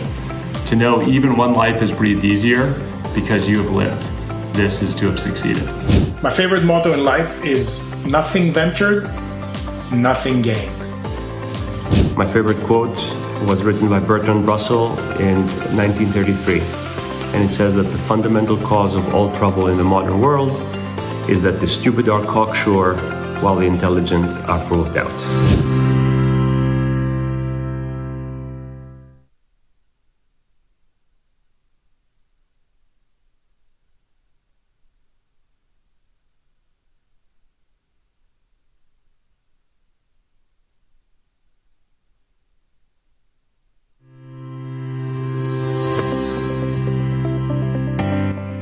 My favorite quote was actually my father's favorite quote, and I've loved it my whole life. It's by Ralph Waldo Emerson, and it's called, "What is Success? To laugh often and much, to win the respect of intelligent people and the affection of children, to earn the appreciation of honest critics and endure the betrayal of false friends, to appreciate the beauty, to find the best in others, to leave the world a bit better, whether by a healthy child."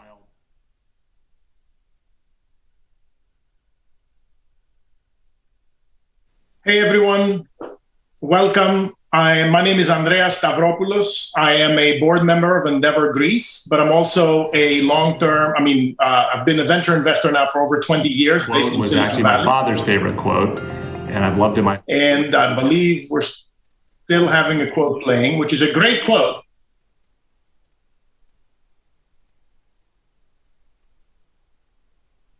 These are the words of Scott Friend, one of our auspicious panelists.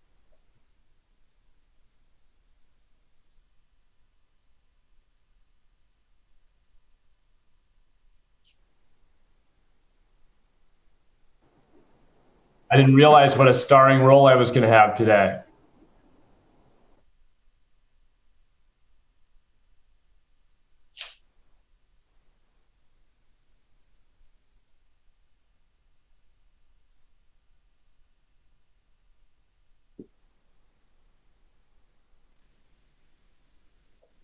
Hopefully we're back on. Let's just keep going. So I was saying I'm Andreas Stavropoulos. I've been a venture investor for 20 years, but I'm not the important person here. I'm just to moderate a great discussion. I'm joined by a number of foreign investors who have actually invested in Greece, unlike me, who've only done a couple of personal investments, such as trip around. Though I do try to back Greek founders around the world as much as I can find them, companies like Balena, Number AI in the US. But today, let's first go through a quick round of introductions. We're going to go alphabetical, starting with Laurel Bogan. Laurel, go ahead. She's a partner at 83 North. Hi, everyone. I'm one of four partners, actually, in a firm called 83 North. We're investing our fifth fund and have about 1.3 billion under management, and invest in European and Israeli entrepreneurs across really all stages of consumer and enterprise companies. And we've been early stage investors and board members of companies like iZettle, Just Eat, Celonis, Marqeta, and Walt, just to name a few. Thank you, Laurel. James Christopoulos is a senior managing director with CVC. James. Kalmera, or Kalispera, I guess, from New York. My quick background, I was born and raised in Athens, but I think like many of the other panelists today, I moved to the US for university and I've stayed here ever since. So I've been in New York for almost 22 years now. So I think I've picked up the accent and sound pretty American. Fairly traditional finance career. I've been working in private equity for almost 18 years now. Been at CVC for the last 7 years. CVC is a global private equity firm. We invest really throughout Europe, Asia, and the Americas. And at CVC, I have two roles, really. I lead our investments here in the US in the services and industrials areas. but I also help co-lead our investments in Greece with my colleague and good friend Alex Fedakidis, who is now moved permanently to Athens. So I've had the great pleasure to have worked on several investments with CVC in Greece the last few years, so very honored and happy to be part of the panel. Great to have you here, James. Scott Friend is a partner with Bain Capital Ventures and had this fantastic quote we heard a couple times. Yeah, I thought I would just read the quote again now. I really appreciate that. Sorry about that. It is a good quote, though. I'm a partner at Bain Capital Ventures, the venture arm of Bain Capital. We're on our 9th fund with around $6 billion under management. We invest across the venture landscape, predominantly enterprise, but also consumer. And I've been here 15 years, focused entirely on early stage venture, mostly B2B. The prior chapter of my career, I was a founder of a big data and analytics company before those terms were as in vogue as they are today. And we sold that business to Oracle in 2005. I joined Bain Capital shortly thereafter. Very, very excited to be here today. Great to have you, Scott. Nikitas Koutoupes, who's a partner with Insight Partners and has made what I think is probably one of the largest growth capital investment in Greece for venture capitalists. We'll talk about it later. Nikita. Hi, everybody. Thank you, Andrea, and thank you to the organizers for the invitation. I'm Nikitas Koutoupes. I was born and raised in Piraeus to do from that experience. In the spring of 2001, I joined Insights, and so I'm celebrating my 20th year in a couple months. Insight is a global technology investor, software, data, and software-enabled services. We've got about 30-some billion under management, about 240 companies in the portfolio, about 400 companies since inception, over 20 billion in realizations to date, including 45 IPOs. And hoping that our investment in Epignosis will kind of blossom into more of a presence in the Greek ecosystem. I should mention that as part of DFJ, which now we've rebranded Threshold Ventures, we've also invested in companies like Tesla, SpaceX, Baidu in China, Skype in Europe from the very early stages. So I think you've all realized that by now we have some important investors over here. But I'd say maybe even more importantly, we're also, it's a great pleasure to be joined by the Chief Economic Advisor to the Prime Minister of Greece, Mr. Alex Patelis. Alex.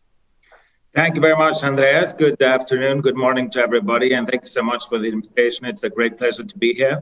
My name is Alex Patelis. I'm the Chief Economic Advisor to the Prime Minister of Greece, Kyriakos Mitsotakis.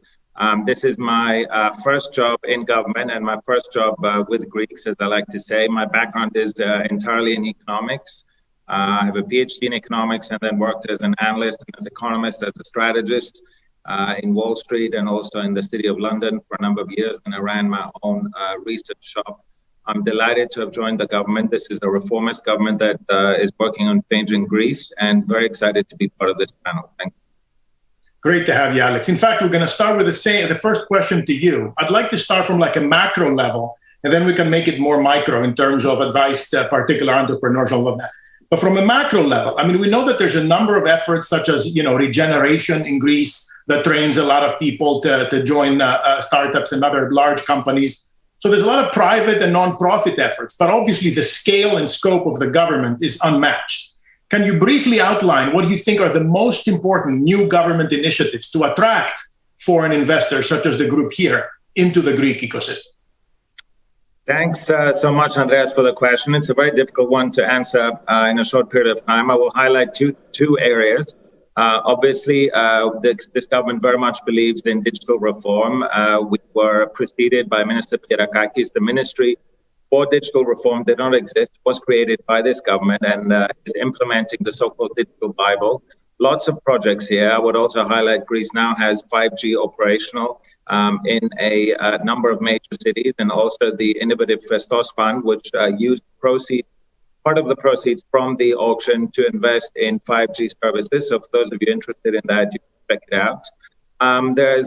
But there's also a lot of changes in taxation. We've lowered we have now a 24% corporate income tax rate, 5% dividend tax rate, super depreciation for CapEx in R&D, super depreciation for CapEx in digital as well. We have special incentives for angel investors. And I would also highlight most recently, we passed a law that means that if you relocate your job from abroad to Greece, or you create a new job, then you will receive half your income tax-free. That's half your income tax-free for up to 7 years. So digital and taxes, main focuses, but of course, reforms in general. I would highlight the insolvency reform bill that was passed a while ago. It basically incentivizes entrepreneurship, allows corporate failure, and the government has passed over 160 bills through Parliament. And I'm going to end my comments with probably the most important change of all, which is political and institutional stability. The country went through a long crisis. It has emerged stronger. It shook off populism, and it's now a confident country with a government, a single-party government with a stable majority in Parliament of the types you no longer see in Europe. Thank you very much. Thank you. Thanks, Alex. Laurel, turning to you. Now, you and 83 North, you guys have invested in multiple geographies around the world, including Greece. You've got companies like Lenses and Workable in Greece. What are some of the common elements that you look for, that you'd like to see in companies, regardless of where they're located? So, you probably want me to say that we're focused on, certain sectors, and we do tons of analysis and come to all these very smart conclusions on markets, and then pick the winners. But, unfortunately, none of this is true. And I probably would have not said that 15 years ago. But when we look back at the investments we've made over the last 15 or so years, we realize we just don't do masses of analysis, and we don't even try and meet hundreds of companies. Of course, we've come to know a few sectors quite well, but mostly because we've had the fortune to work, I think, with fantastic founders. But looking back, I try to think, you asked me this question, I thought, okay, what do we focus on? I think firstly, it's exceptional founders. I think if you met the founders in our company, they're truly exceptional people. I think the founders often have a very, very big focus on product. They're in markets that we all understand and like. I think the worst thing would be to be sitting in a company where you don't really like the market and the product. And then they're markets that are big enough. And when I say big enough, it's, they don't all have to be huge. If you're a company with in a very sort of uncompetitive market, you don't need the market to be that big. And then finally, we invest for 5 to 15 years. And I'm really saying this range on purpose, as some of our best companies, have taken a very long time, some of them even longer than 15 years. We have a company that's going to go public. I can't say the name next quarter. I think we invested exactly 14 years ago. And this has two implications. I mean, firstly, it means that things will really change along the way. And so you want founders that can adapt with this and also be patient enough. And then finally, you've got to be sure that they want to work with you and you want to work with them, because it's almost like a marriage. So hopefully that's a little bit helpful. Makes a lot of sense. Thank you. Thank you, Laura. Scott, turning to you.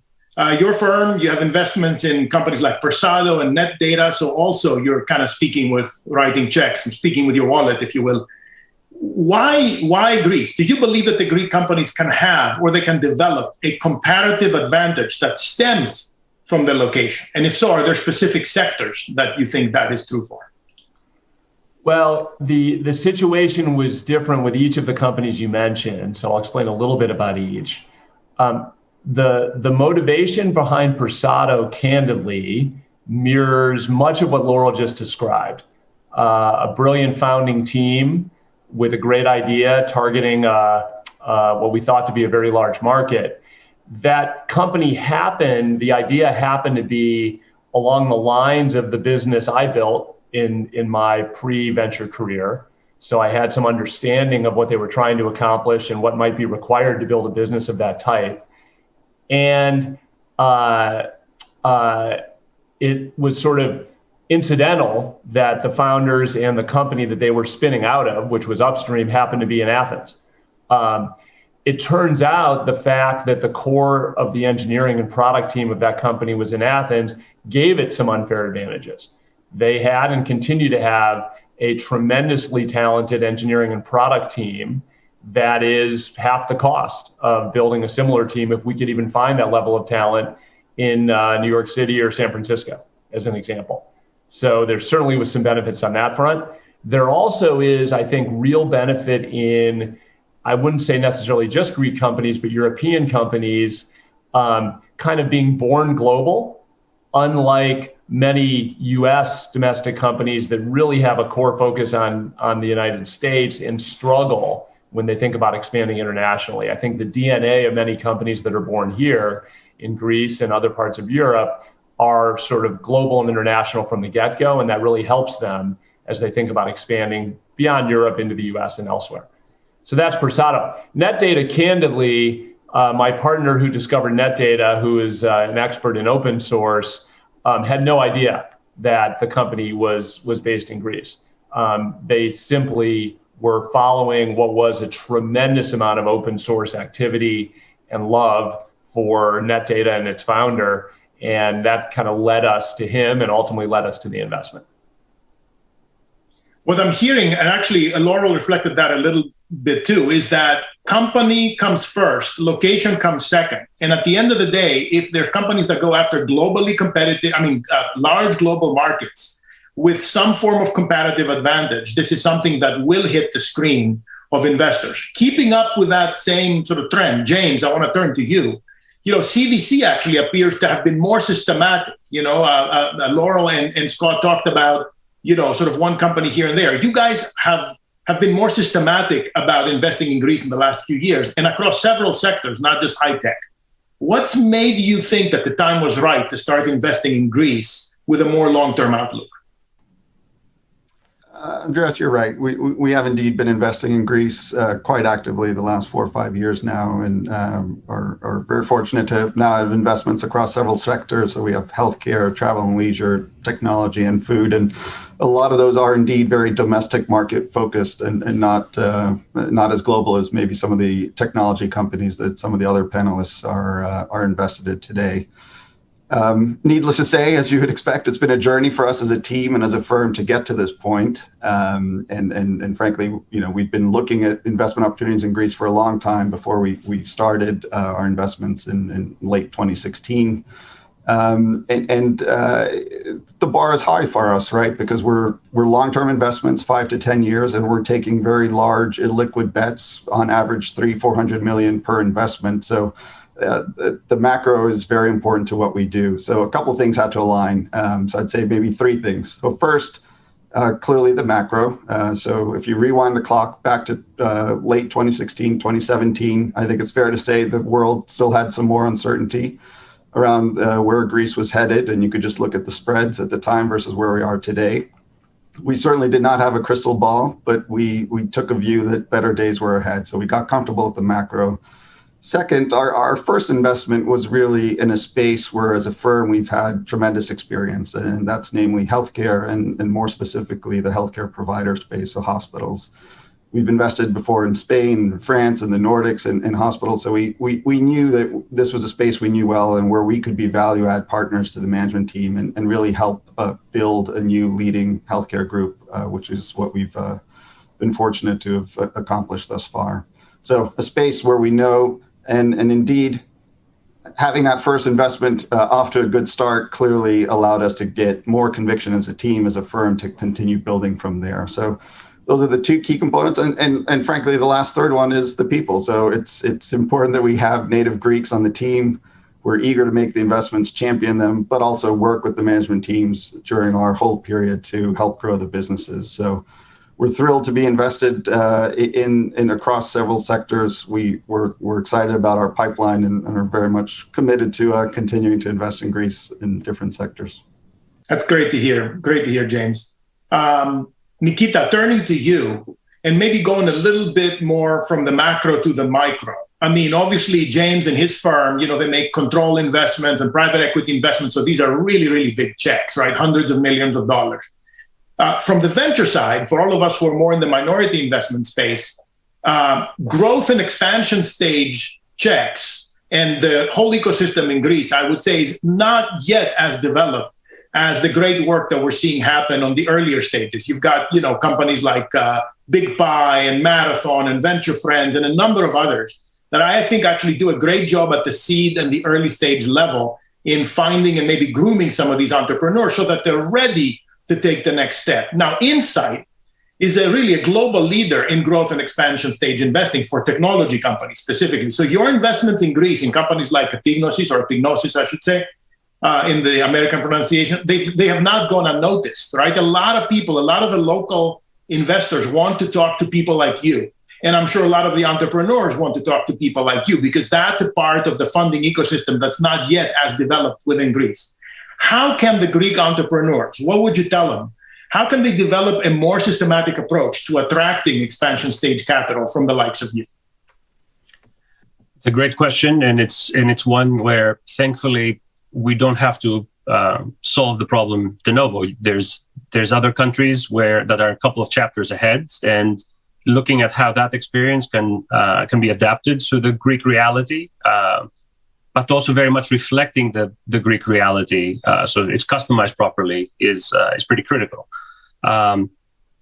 You're right. We intend that our goal is to become the scale-up partner for the early stage Greek ecosystem, to be able to enable that larger check, which may not start large. So a $10 to $20 million growth stage check, which on the life cycle of a deal can become several hundred million as the business requires it for M&A, for primary, for secondary capital.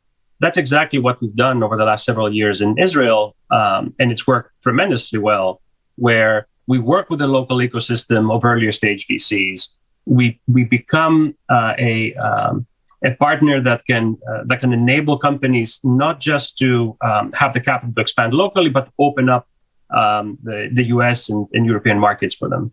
And I think that the Greek ecosystem is developing in an equivalent type of way, where the early stage funds understand that a growth partner is an essential part of the scale-up journey. And several of the deals that have happened over the last couple of years very much point in that direction. The important advice for Greek entrepreneurs is not to try to cut and paste the experience of early Greek successes or what's happening in other countries. Play to your strengths, play to the particularities of your business, your ecosystem. Do not assume, for instance, that you have to leave Greece to succeed. Do not assume that you have to relocate your life to Boston or Silicon Valley or New York City as an essential ingredient of success of your company. The fact that Greece has phenomenal ability to provide smart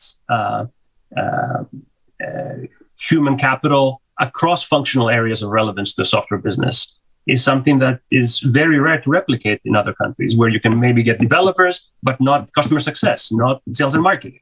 Greece has the ability to provide phenomenal personnel to enable that type of scale-up growth.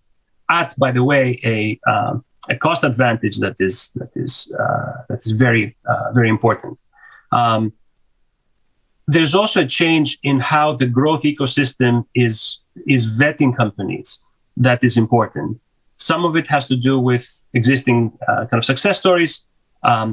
Another part has to do with the availability of capital and how much there is out there. But you no longer need companies to have kind of ticked every box in the second order analysis of the income statement. It's enough to have a great team going after a big market with a proven ability to disrupt. Growth capital sees that ahead and is able to invest behind it. So that's how entrepreneurs should be thinking. What I'm hearing from you is, don't try to pretend that you are something that you're not. Don't try to just copy somebody else's rule book. Find your particular comparative advantages if you're in Greece and play to your strength, which makes a lot of sense. James, I'm going to go right back to you, because you guys at CVC, you've invested in Scrooge in the e-commerce world, but you've also, as you said, made investments in healthcare and new food. How do you think of innovation in sectors that are non-technology? What role does that play? It's a great question, because I know a lot of the focus of this panel and the forum is really on the tech side. And as you said, we're thrilled to have partnered with George Hatzigiriou and the Scrooge team. But really, innovation is key to all of our investments. And fundamentally, when we think about the opportunities in Greece, we think there's a lot of untapped growth still through innovation. And at its core, that's coming from exactly what Nikitas was just talking about, which is to say that the human capital and talent that's there in the country. But to make it a bit more tangible, what do I mean? Maybe two examples. Healthcare, our investment in the Hellenic Healthcare Group, innovation was key to our thesis there. First, we were very focused on investing in new technology, bringing the best and latest technology and equipment to our hospitals, That's crucial. Why? It means that's how you attract the best doctors to the hospital group. And of course, that's why the patients want to come to your hospital groups, because they know they have the best facilities, the best equipment, the newest technology. So you want to stay ahead of the innovation curve for your patients. 2, telehealth that came up in the previous panel with Michael Kratsios. Obviously, with COVID, it's become a huge area of focus. We were fortunately investing already in telehealth and establishing the systems and the apps for our patients and customers to have that level of connectivity with their doctors and providers. And so we've been fortunate now, as demand has obviously spiraled with COVID, to been ahead of the curve and be able to offer that solution to our patients. So innovation key, obviously, in healthcare. Food, maybe not the obvious place for innovation, but when you think about it, what's going on globally with organic products, with plant-based products, these are still, I would say, nascent in the Greek market, but clearly global trends. And our thesis in Vivartia is very much investing in those areas. So, investing in organic, investing in plant-based products, not necessarily copying the foreign fads and trends, but really taking advantage of the richness of the Greek and diversity of the Greek cuisine and working with the local farmers, et cetera, but really driving innovation there as well. What I'm hearing from you, James, which you see it in the US as well, is that the idea of technology companies being something that is a vertically specific sector is really starting to erode. In the information age, every company that is a large company has to leverage technology. So innovation and some form of technological progress and what we say Kenotomia, right? Innovation is essential in all kinds of different sectors. Okay, next 2 questions are going to be more tactical. First to Scott, then to Laurel. Scott, first to you, real quick. What should a startup think before contacting an international VC like you? What will cause you to pay quick attention to an investing inquiry from an entrepreneur? Well, I think there's two pieces to that. What should they be thinking, and then what would cause me to pay attention? I think for any startup, whether it's contacting some international VC or a VC in general, they should be thinking about who has the type of capabilities that can be most helpful to them. That might be domain expertise in the sector they play in. That might be geographic footprint that's relevant to the areas of the world that they hope to expand into. That might be an individual partner that has lived the battles in a business of a similar type. But I think many early stage entrepreneurs forget that they're the scarce commodity, not us. There's a lot of venture folks running around giving away money. The scarce commodity is super talented founders, and they really should be evaluating any of us the same way we're trying to evaluate them, and pick the firm, the platform, and the individual partner that they think can be most helpful to their business. Now, the other side of that coin, what would get me most interested? All I can say is a really compelling idea. And it's hard to tell you exactly how that gets communicated, because sometimes it's in words and sometimes it's in a meeting. But probably like Laurel, and I'll let her weigh in, there are very few early stage ideas that I wouldn't take a meeting to hear more about. What I hear from you, and it's so true, you can tell, especially in the age of email, if someone hasn't done research and they're just blasting out the same generic, email to investors, it's such a turnoff. Whereas if someone just does a modicum of work to figure out who's the right person and why am I reaching out to them, it makes such a big difference. Couldn't agree more with you on that. Laurel, equally tactical. A question that arises over and over again, given the size of the US market for startups, is the timing of entering the US. What would you advise startups about when is the right time to think about entering the US market, or any other for that matter, a large global market? When is the right time? So I think firstly, it depends what you're doing. So I think not all companies, want to go to the US. If you're, for example, we have a food delivery company in Helsinki, and they at this point definitely won't be going to the US. They're going to Asia and other parts of Europe.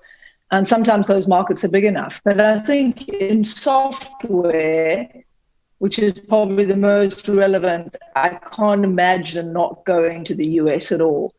And I think it depends on the market. If you're in a small place like Greece or Israel, actually, then you would want to go to the US almost as you have the first version of your product. Whereas if you're in France or the UK or Germany, I mean, you can probably get some product market fit and validate with customers and get product marketing right. But I think a couple of things when you do go, I mean, I think firstly, and, we always end up talking from our experience. I bet you there's some panelists here that won't agree with me, but in our experience, one founder has to move to the US. And I would recommend they literally take their best person, the one that they say we can't afford to lose in Europe. The one, could be in sales, could be a sales engineer, could be in marketing.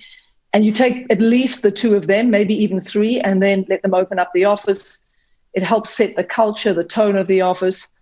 And we haven't invested in a company actually without the founder being the one very involved in the first sales in the US, even if they're initially telesales being done from London. And then I think that you've got to make sure the EU office that's left behind runs well, because we've had a few situations where the founder moves and everything's going quite well in the US and the EU office starts falling over. I think you've got to hire a few great locals, and my recommendation is they report straight to the CEO, at least those initial hires, so it's seen how important and how senior they are. Hire always from the competition.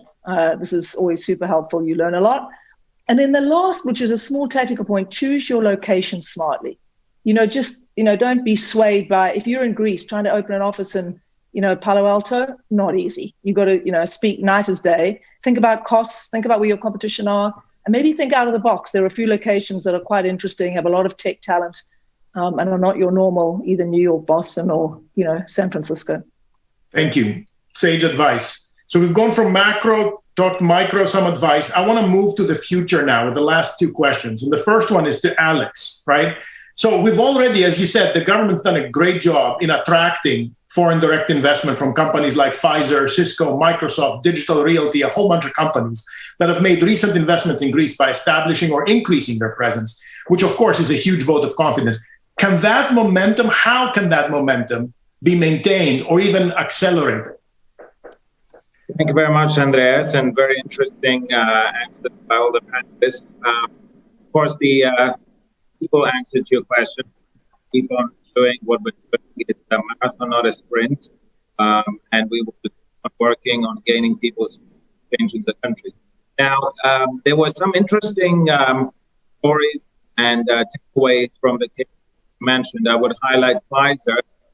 As you know, the digital hub in Thessaloniki, and what they found was that 23% of their applicants came from outside Greece, primarily the Greek diaspora. I would say one of the secret advantages of the country is the global pool of talent that it has that goes way beyond borders. And of course, Pfizer ended up being so swamped by TVs that they ended up opening another hub, this time for services.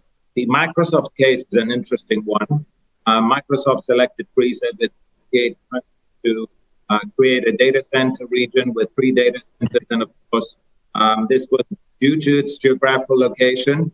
They picked Greece amongst the countries in Southeast Europe, but also due to its political stability. Of course, you don't want to handle data in a location where there is political risk. So Greece as a leader of political stability in the region. What we want to do in the coming months and years is continue with the digital infrastructure, continue with the reforms. We have ahead of us the RRF, the big European Union investment, 32 billion for 20% goes to digital. And so there's a lot of projects that we have in the pipeline. And we just have to keep on delivering, and the investment we believe will keep on. Thank you. Thank you, Alex. Nikita, I want to close with you.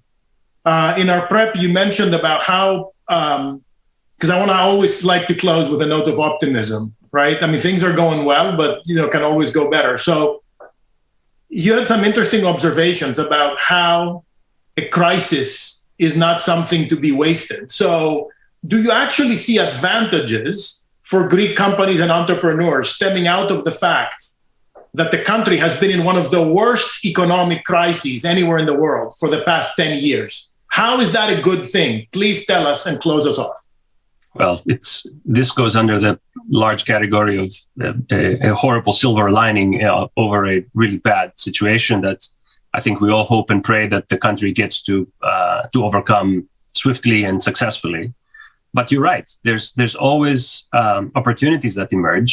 For instance, what I was alluding to earlier, our best and brightest are more likely now to join this new ecosystem of entrepreneurship, as opposed to seeking, a job in a bank or in the public sector.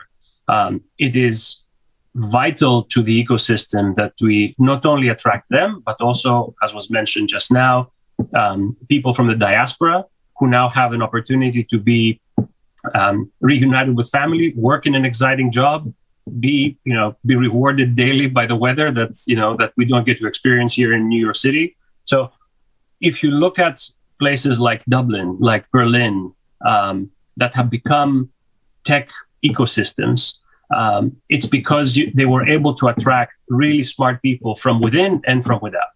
I think if we do that, we can create companies that are not only growing like crazy, but are also as lean as any company anywhere in the world. And that combination of growth and profitability can help the system thrive. Thank you so much, Nikita. And with that, we're out of time. I thought it was a great discussion. Thank you all for participating. Thank you, SEV and Endeavor, for organizing such a great event. Let's keep them coming. Thank you all. Have a great continuation.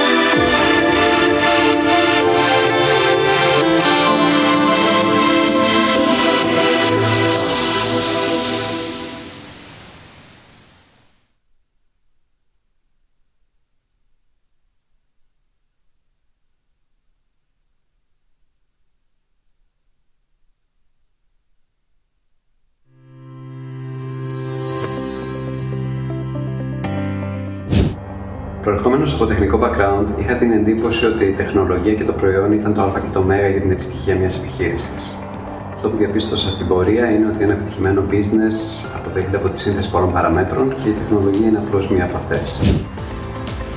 Το να επικεντρωθείς σε ένα προϊόν και σε μία αγορά μεγιστοποιεί τις πιθανότητες επιτυχίας μιας νεοφυούς επιχείρησης.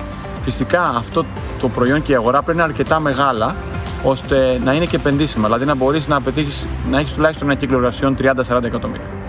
Αυτό που συμβαίνει συχνά είναι όταν έχεις μια πρώτη επιτυχία σε ένα συγκεκριμένο αγορά και συγκεκριμένο προϊόν, να δοκιμάσεις άλλα πράγματα. Και αυτό ουσιαστικά κάνει το όλο εγχείρημα εκθετικά δυσκολότερο για να είσαι επιτυχημένος και στα δύο. Εμείς κάναμε αυτό το λάθος στο Blue Ground, ανοιχτήκαμε σε άλλα κομμάτια και τελικά αναγκαστήκαμε να αποτραβηχτούμε από τη δεύτερη αγορά και να επιστρέφουμε στα βασικά μας. Οπότε αυτό που πιστεύω είναι το πιο σημαντικό είναι να έχεις την προσήλωση και την πειθαρχία να μείνεις σε ένα προϊόν και να πεις όχι σε καινούργια πράγματα που μπορεί να παρουσιάζονται. When I started the company, I wish I knew that the original idea was just an excuse to get started, and that through the journey I would have to pivot many times in order to get to something with market value. I also wish I knew that it would take much more time than initially expected in order to build a worthy company, and that during the journey there would be many moments that everything would seem lost. Όταν ξεκινούσαμε τη Signal, θα ήθελα κάποιος να μας είχε πει πόσο δύσκολο να πετύχεις την κουλτούρα την οποία οραματίζεσαι. Ήταν μια διαδικασία πολύ δύσκολη, χρονοβόρα και ήθελε μεγάλη προσπάθεια.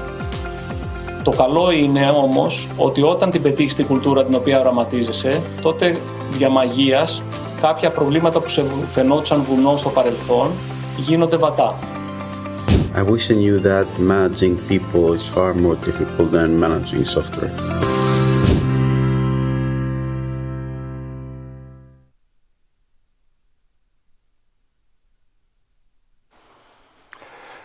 Welcome back to the first Innovative Greeks online conference.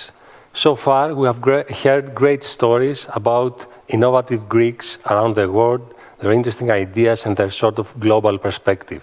In this panel, we will talk more about the local ecosystem, the potential it has, and of course the challenges that are ahead of us in our attempt to establish a substantial tech scene here in Greece. And I think there is no one more qualified to speak about this than people that have already done this. So without further delay, I would like to welcome some of the most successful tech entrepreneurs in Greece, people that started their endeavors here in Greece and they managed to build innovative, successful global businesses. So I would like to start the introductions from Mario Stavropoulos, the co-founder and former CEO of Softomotive. And I'm saying former because very recently his company was acquired by Microsoft in one of the biggest and most prestigious exits of the local ecosystem. Mario, welcome. I would also like to welcome Alex Hadjieleftheriou, the co-founder and CEO of Blueground. Blueground was founded 8-9 years ago, I think. It's a real estate technology company that is managing thousands of properties in more than 15 cities. It has raised tens of thousands of dollars, and it's definitely one of the fast-growing companies in Greece. I'd also like to welcome George Hadjigeorgiou, who's the co-founder and CEO of Scrooge. Under normal circumstances, I don't think I would even need to explain what Scrooge is. I mean, you've done something incredible here. I believe in the future, in the Greek dictionary, the word e-commerce, Scrooge will be the next to the word e-commerce, which is, the proof of your big success. But I think it's also interesting to mention that very recently you announced the acquisition of another smaller Greek tech startup, and I would like to get back to this later in this discussion. I'd also like to welcome Yannis Martinos, the founder and CEO of the Signal Group. Signal is a tech company in the shipping sector that is very successful and has managed to get at least 50% of the oil shipping market segment, and very recently also announced the launch of an incubation and investment branch for their group. Finally, I would like to welcome Thanos Papagelis, the co-founder and CEO of Epignosis. Epignosis is one of the biggest successes of the Greek startup ecosystem, which without any fanfare has managed to win some of the biggest markets, the American and the European market, in what they do. They are in the education technology industry. They have also raised millions of dollars in investment, and definitely one of the biggest successes.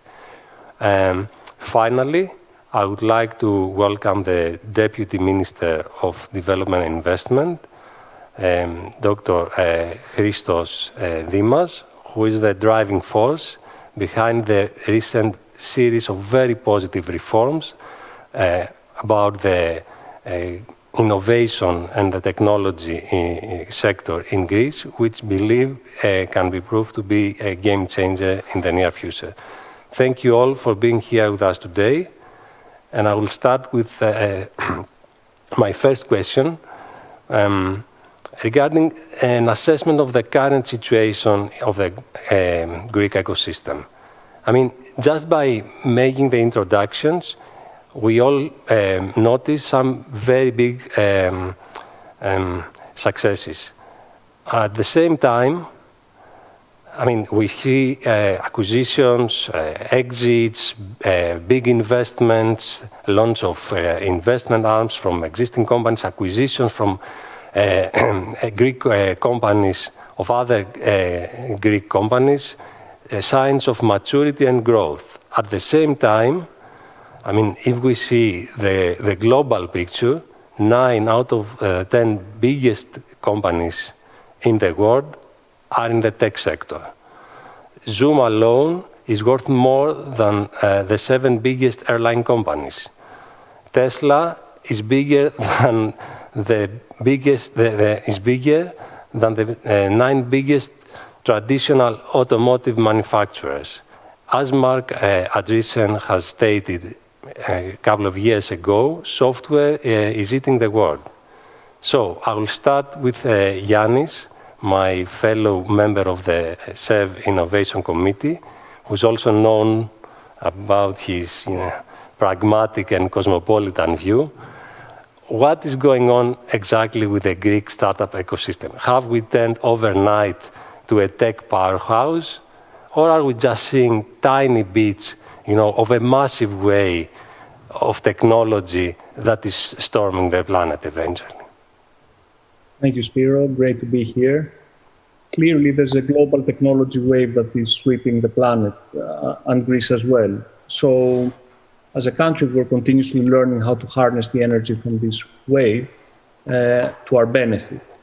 For the past, the past year, for example, we've had, as an example, 2 big success stories, Softomotive, and it's great to have Marius also here on the panel, and InstaShop. And this has created incredible, inspiring stories for all of us who are part of the Greek ecosystem. However, this wave, the global wave, has been accelerating for years. And, to answer your question, I really think that we're basically surfing the wave. And at least we're floating, we're not sinking, which is great. And this wave is big, and we're getting great benefits from it. But if we really want to accelerate further, we need to become better at harnessing wave energy. And the good news is, in order to achieve that, is that you don't necessarily have to do things which are game-changing as a society. In some ways, you just have to unblock the potential that the Greek talent has, and that the new funding sources that are becoming available in the Greek market, either through European funds and the Equity Fund as an example, all these initiatives can actually, if the talent is unleashed, you can have a real miracle that takes place. We've already made a lot of progress in unblocking things. I think over the last decade, the Greek government, and increasingly so, has been unified in helping Greek start-uppers. But also, one thing that is important is that to think about as a future entrepreneur is that you cannot expect everything from your ecosystem. And to paraphrase JFK, sometimes you should not ask what the ecosystem can do for you, but what can you do for the ecosystem? And I think that's really important. Good. Alex, what are your thoughts on the same matter? How the ecosystem has changed since you started? I believe you started around 2013. Are things harder or easier today to start a company and to succeed? Sure. Great to be here. Thank you, Spiro. I think we're definitely seeing a much more mature startup ecosystem with a track record of success. Very important developments to note here. We all know that significant capital has been raised by Greek-based startups, more than $250 million. We have investments by major renowned investors from venture capital and private equity, and we saw a few in the previous panel. Significant exits. So that really has led to the maturity of the ecosystem. And when it comes to being a founder and starting a company, this is a much better environment to do so, because there is significantly higher availability of capital for seed-stage companies. You have more successful founders that can mentor new and upcoming ones. And you have the meaningful connections with growth stage funds abroad, which can be helpful in order to get follow-on rounds faster and more effectively.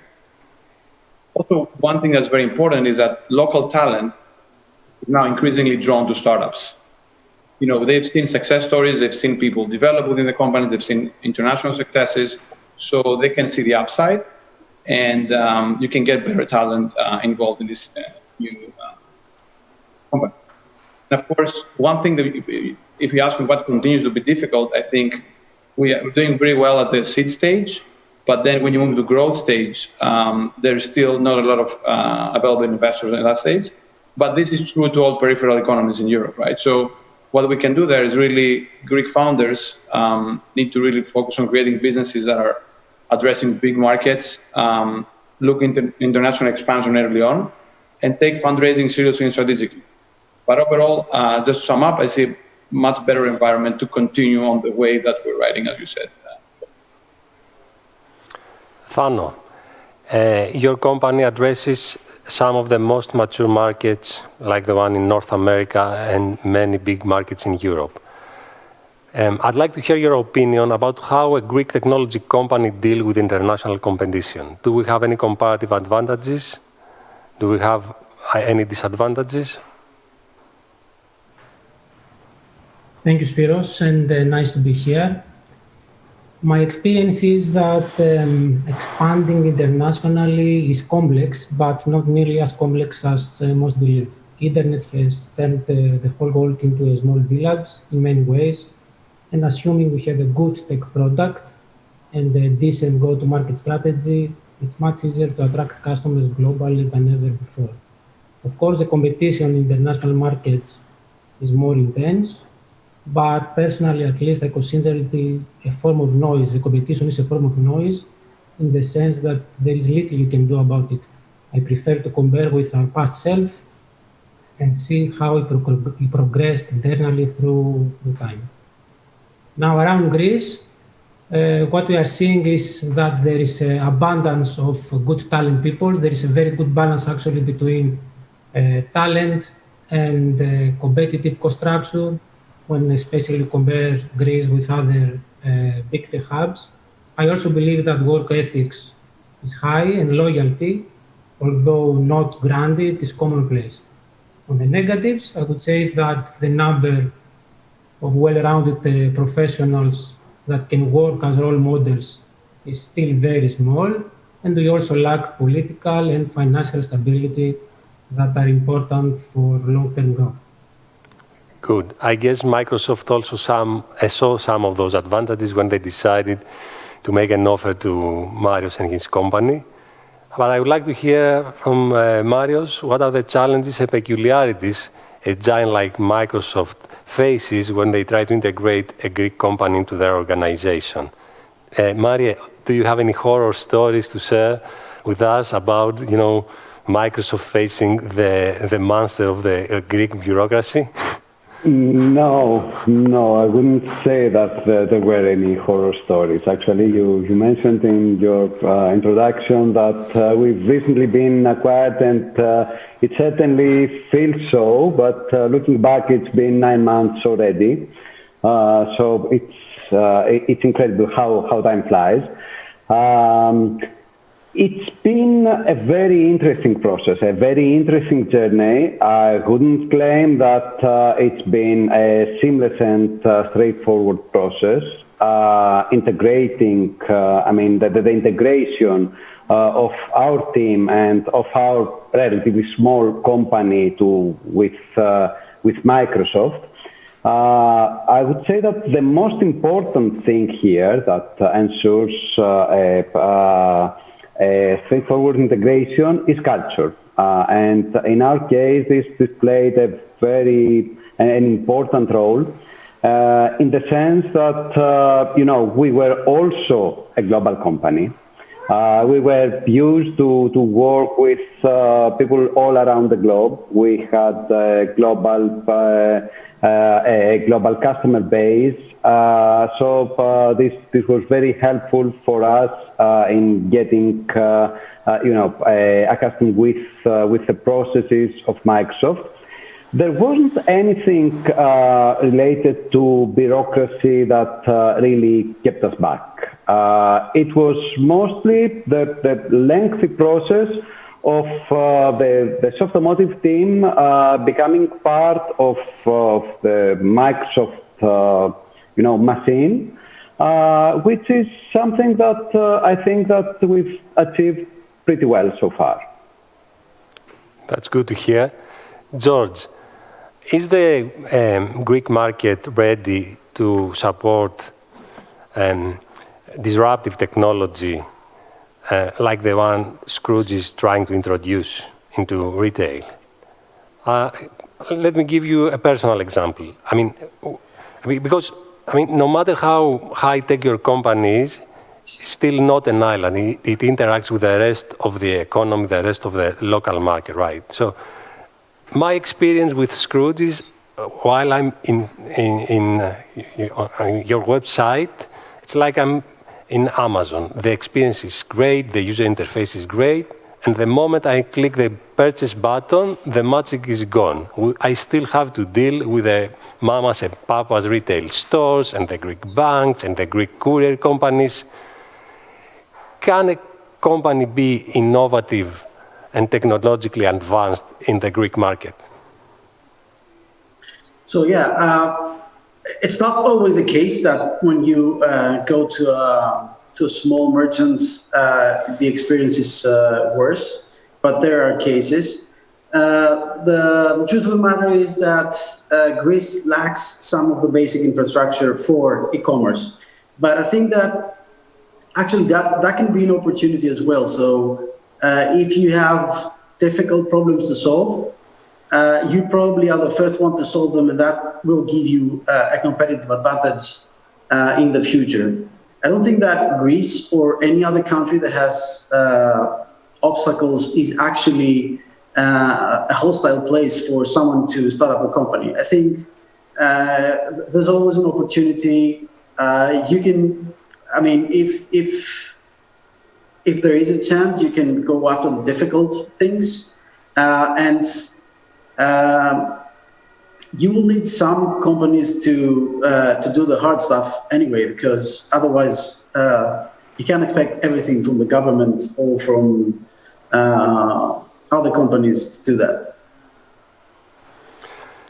Nice. Deputy Minister, one of the most interesting initiatives in your term so far is Elevate Greece. It's an attempt to register all the Greek startup companies. To be honest, when I first heard about this, I said, this is impossible. How can you define what a startup is? There are so many different cases, companies that have a big operation in Greece, but their headquarters are abroad. Greek entrepreneurs, we saw quite a few yesterday, that want to create a hub here in Greece. Many different cases, many different definitions, but you surprised us with a startup can-do mentality. You just went ahead, defined something that actually works, and we'd like you to share with us some of the first findings of this. Can you give us can you share with us some numbers that give us a better sense of the size and the dynamic of the Greek startup ecosystem? Yes. First of all, Spiro, thank you very much, and thank you, Seb, for the invitation. I want to state and underline that up until recently, the Greek state did not know how many startups there are in Greece, in which sectors they operate, how many employees they have, what budgets they have. So we had absolutely no information about the startup ecosystem. So practically it was impossible, even if you wanted to legislate specific initiatives for the startup ecosystem, practically you didn't know who it would affect. So we started looking at best practices of other countries, and we did realize that in some cases a startup registry had worked effectively. And take into account that there isn't, as you correctly said, an acceptable international definition about what consists a startup. So we did ask the experts. We asked the National Council for Research and Innovation, which is composed by people of the ecosystem as well. And they gave us a very good definition of how we can define startups. So what does Elevate Greece practically do? It has 6 main goals. It works as a national startup registry. It maps the players, actors of the ecosystem. It monitors progress. It offers networking opportunities with businesses, addresses local and global investors, and helps for the extroversion of the ecosystem, and allows the state to tailor-make measures to support the ecosystem. Up until now, in the 4 months of the operation of Elevate Greece, we have 183 companies that have been registered. I know that 200 applications are now pending, so we hope that within March we will have doubled or almost doubled at least the number of the startup ecosystems. They have 1,911 employees. They have raised more than 61 million funds from investments from funds. Most of the startups come from life sciences. Then, from what I remember, the next two sectors are tourism, environment, and agri-tech is quite high. And we also have companies from big data and fintech. And as we did expect, most of the startups are from the region of Attica, then from Central Macedonia, Crete, and Western Greece. So investing in research and innovation is a strategic priority of the government, and trying to take out some of the difficulties that were creating problems to the ecosystem is the priority for the Greek government. We don't believe that the state can actually operate the ecosystem, but we do believe that it can be much more friendly to the startups and the ecosystem. Nice. The numbers are at least encouraging. Do you think the tech sector will ever become a significant part of the Greek GDP? It must become a significant part of the GDP, and it cannot come from one day to another.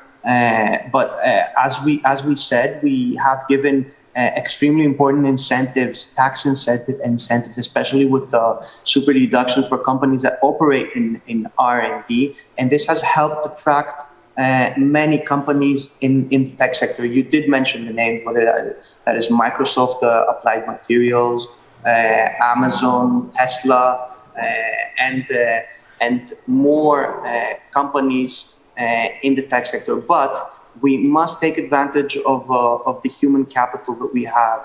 So investing further in education, which will create employees, individuals that are capable of working with artificial intelligence, for example, in many different sectors, is a crucial priority for the government in order to become more attractive for tech companies to come and establish their R&D centers in the country. I think that 2020 was an important year in order to understand that tourism is crucial for the Greek GDP, but we must try to have a business model as a country that includes other sectors apart from tourism as well. And the tech sector is extremely important in order to become more competitive at a global scale. Great. It's good to know that we have your attention, because, in the past it was not always the case. From the Greek state in general. So let's talk a little bit about the future. Sooner or later, we all hope that the pandemic will end, but it will definitely change the world in a permanent way. Remote working has come to stay. E-commerce now is predominant in several sectors, even in B2B. Words like Zoom, digital nomads, cloud have become integral part of our daily lives. Do you think this opens new opportunities for Greece, since the physical location of a country plays a smaller, maybe different role? I would like to start with Alex.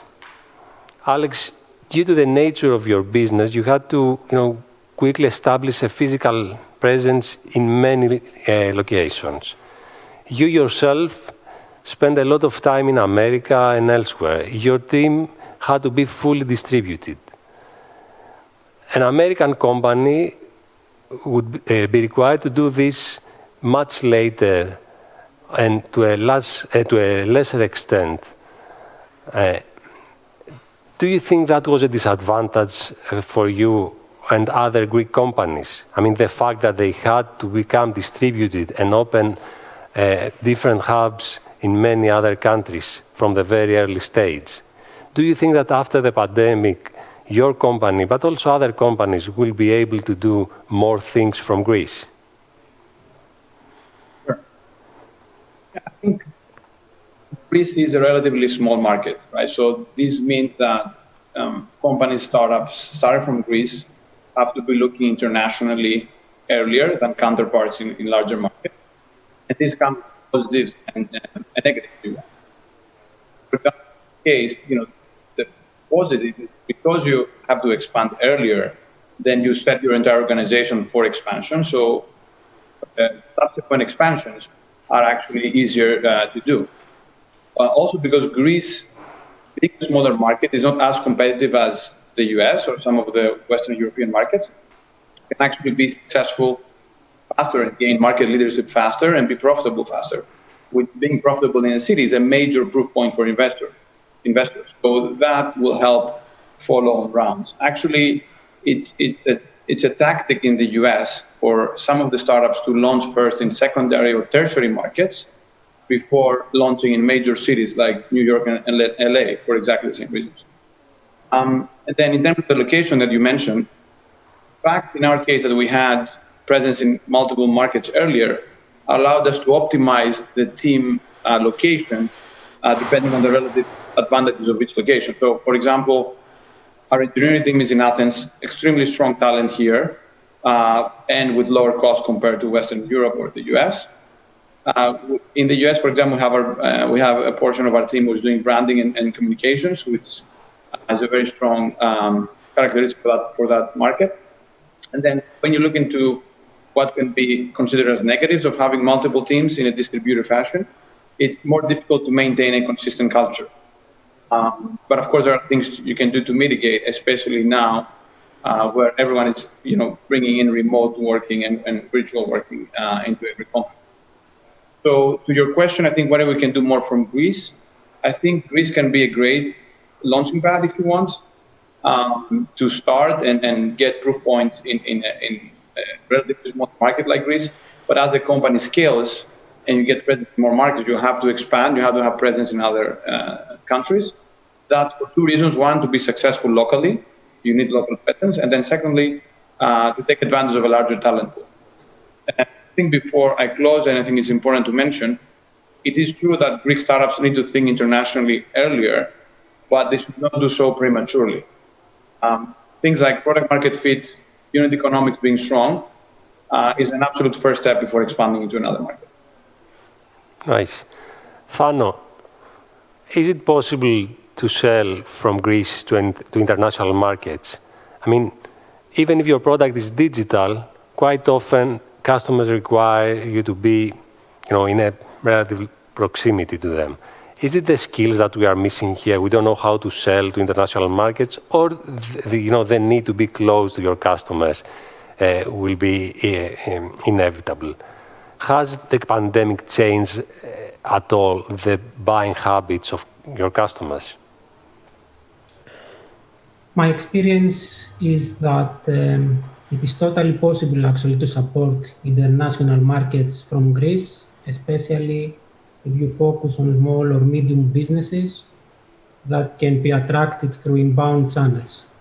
It becomes more difficult if you focus on very big enterprises where proximity can play an important role in closing the deal. Around needed skills, we have managed actually to find a lot of talented people here in Greece, although we lack people with related experience. Strangely, right now it is harder to find technical talent than marketing and sales talent locally. Around COVID, my opinion is that COVID has accelerated the digitalization of the economy, but we need to keep in mind that it was a process that started a long time ago and before COVID. I truly believe that after COVID, return to a new normal, which more or less will be similar to the old normal with small but important differences. Yanni, your headquarters, as you know, for most of us, are abroad. Could this change? What do you believe should be done in order for this to change? And if it is not, realistic to expect that this will change anytime soon, what functions of a company are more suitable to be served here in Greece? So currently our approach is to base many of our activities in Greece, with our Athens office mostly working on engineering, data science, and data operations. But we also do have some engineering activities in Poland as well, and the synergies between the two engineering teams has been great because they've been learning from each other. And our team here in Athens is truly amazing. I couldn't be happier. We worked hard on our culture, and it's amazing to see how far a team can get when they work harmonically together. As far as commercial activities are concerned, though, unfortunately, I think that some of the Anglo-Saxon destinations of the world have an advantage. People and teams there have more experience in selling digital products, and there's a lot to learn from those areas as well. So our approach there is to have a position also commercially, and have our Greek team learn from that as well as we're growing that operation. And I think that's key in general. It's to try to get the best out of both worlds when there are situations where your team can learn from a different geography. So I would say the natural split would be to have a lot of the commercial activities outside of Greece, not all of them, but a few. And to have a lot of the engineering work and science work in Greece. So if this is going to change, I think it will be hard for it to change. It will change, maybe it will change slowly in the short term, maybe faster in the longer term. But the Greek legal framework, although amazing work is being done to it as we speak, it's not yet familiar for many of the VCs. They want to invest in companies that have their headquarters in jurisdictions which are abroad. So especially for companies that depend on external funding, I think that's really important. Plus, I think that for the Greek government, as companies scale up, usually they don't really have profitability. So for a while, anyways, there's not a lot of a tax incentive maybe for the Greek government to really bring the headquarters to Greece. Although I think that will be changing as the companies are becoming more mature. As we're running out of time, I would like to make a last question to Deputy Minister about exactly the things that Yannis mentioned before. So, as we said in the beginning of this discussion, we've seen a lot of positive reforms recently. Tax incentives for digital nomads and Greeks abroad, tax deduction for R&D, tax incentives for angel investors. What else should we expect, in the following months or years to come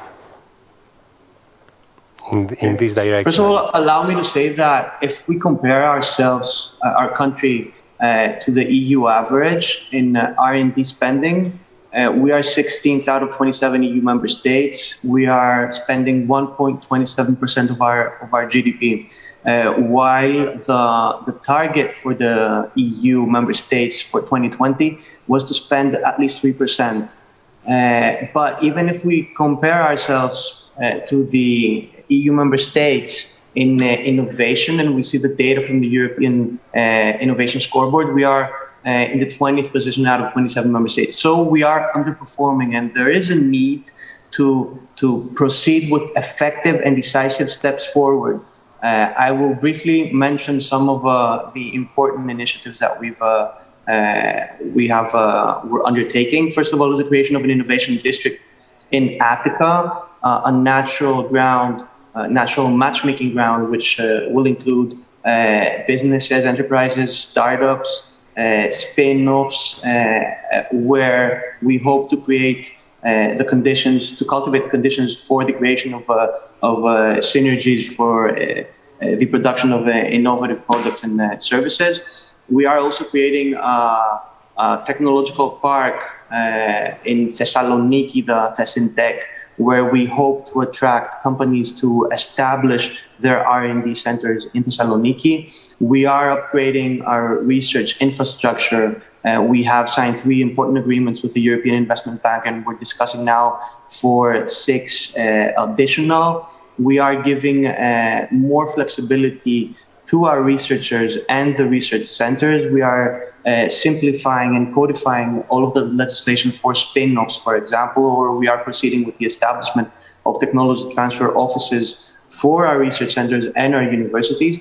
And we are discussing within the government more incentives for R&D spending, especially in social security offsets. So if we want to be competitive with our European counterparts, and if we want to have a leading role in the Balkans and Southeastern Europe, it's absolutely necessary to proceed with large, decisive steps in order to win ground, because in the last decade, due to the economic crisis, we did lose a lot of ground compared to the other EU member states.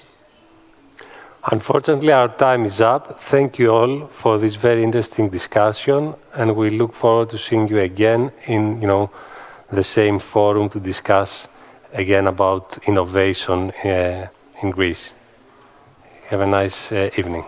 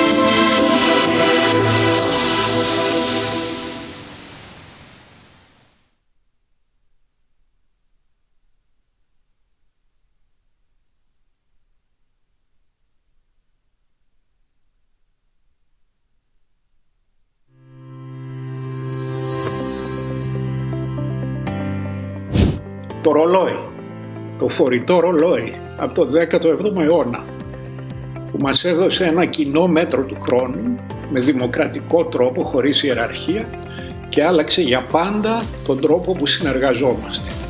Η απάντηση στην ερώτηση ποια είναι η αγαπημένη μου καινοτομία είναι το ίντερνετ. Πέρα του ότι ασχολούμαι με το ίντερνετ πάρα πολλά χρόνια, αντικειμενικά το ίντερνετ δίνει απεριόριστη και εύκολη πρόσβαση σε ενημέρωση, επικοινωνία, γνώση, εργασία, προϊόντα, υπηρεσίες, διασκέδαση. Οπότε ο ρόλος που έχει παίξει στη ζωή μας και παίζει είναι πολύ σημαντικός. Ο Λεωνάρντο ντα Βίντσι, αγαπημένος εφευρέτης όλων των εποχών, για όσα έχει πετύχει σε τόσους διαφορετικούς τομείς.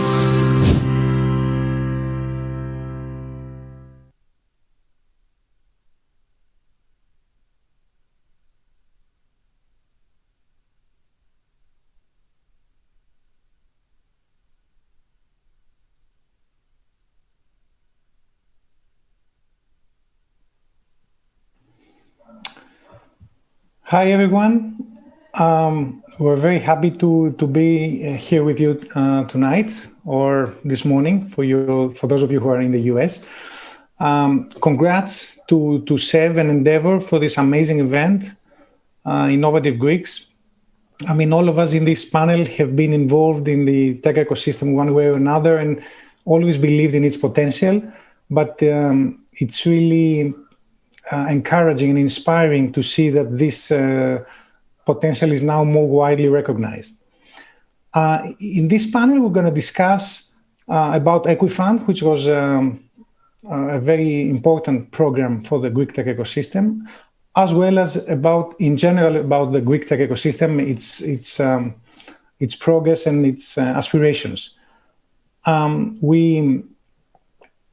We are very happy to have with us representatives from all the venture capital funds who have been thankful recipients of the support of the Equifund, as well as two of the key people who were both involved and enabled the Equifund program. So specifically, we're going to hear from Katerina Pramatari from Unifund, Myrto Papathanu from Metavalon, Dimitris Kalavros from Velocity, George Gialis from Marathon, and Aristos Doxiadis from Big Pie. And I'll also share briefly the perspective of Venture Friends. So that covers all the venture capital funds in Greece. And then we're happy to have with us Yannis Tsakiris, the Deputy Minister in the Ministry of Growth and Development, and Alex Haritsis, also the former Deputy Minister in the same ministry. So the two people, as I said before, who were both involved and enabled the Equifund program.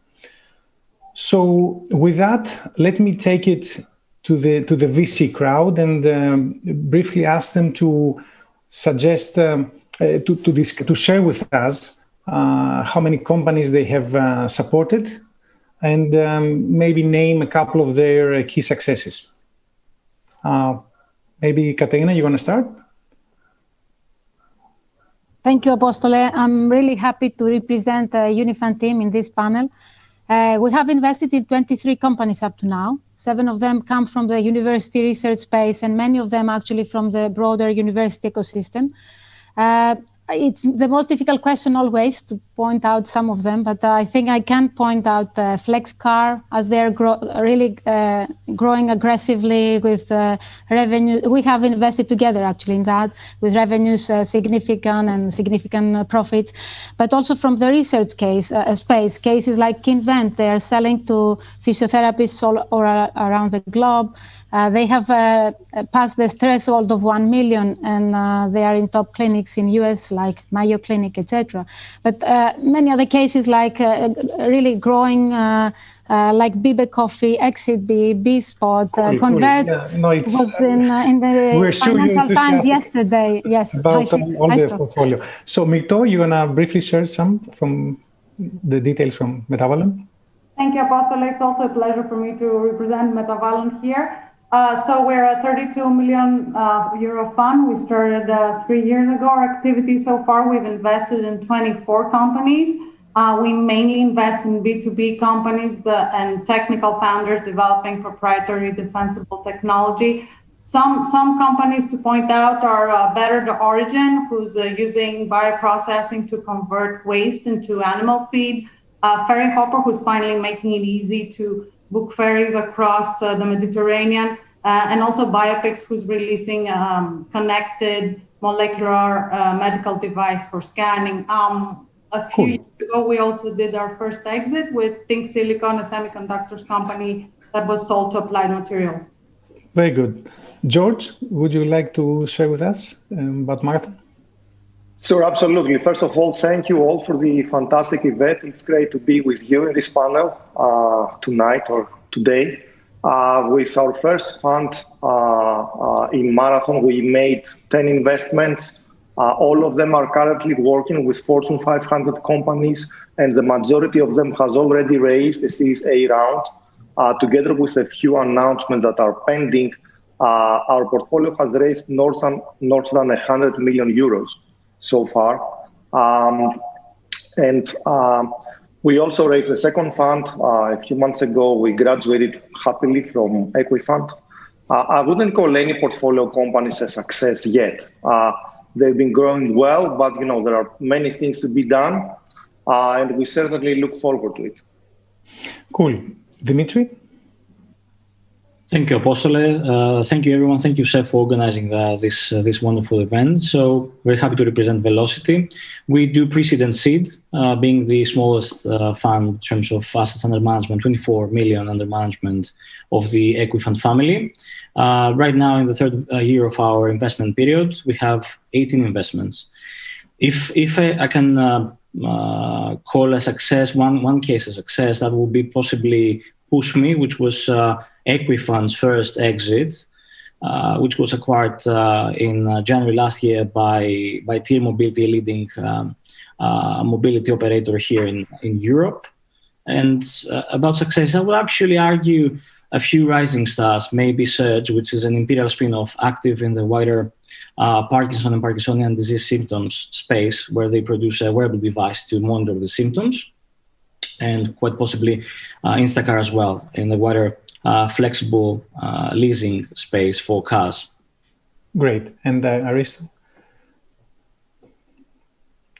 You're on mute, Aristo, sorry. Aristo? Okay.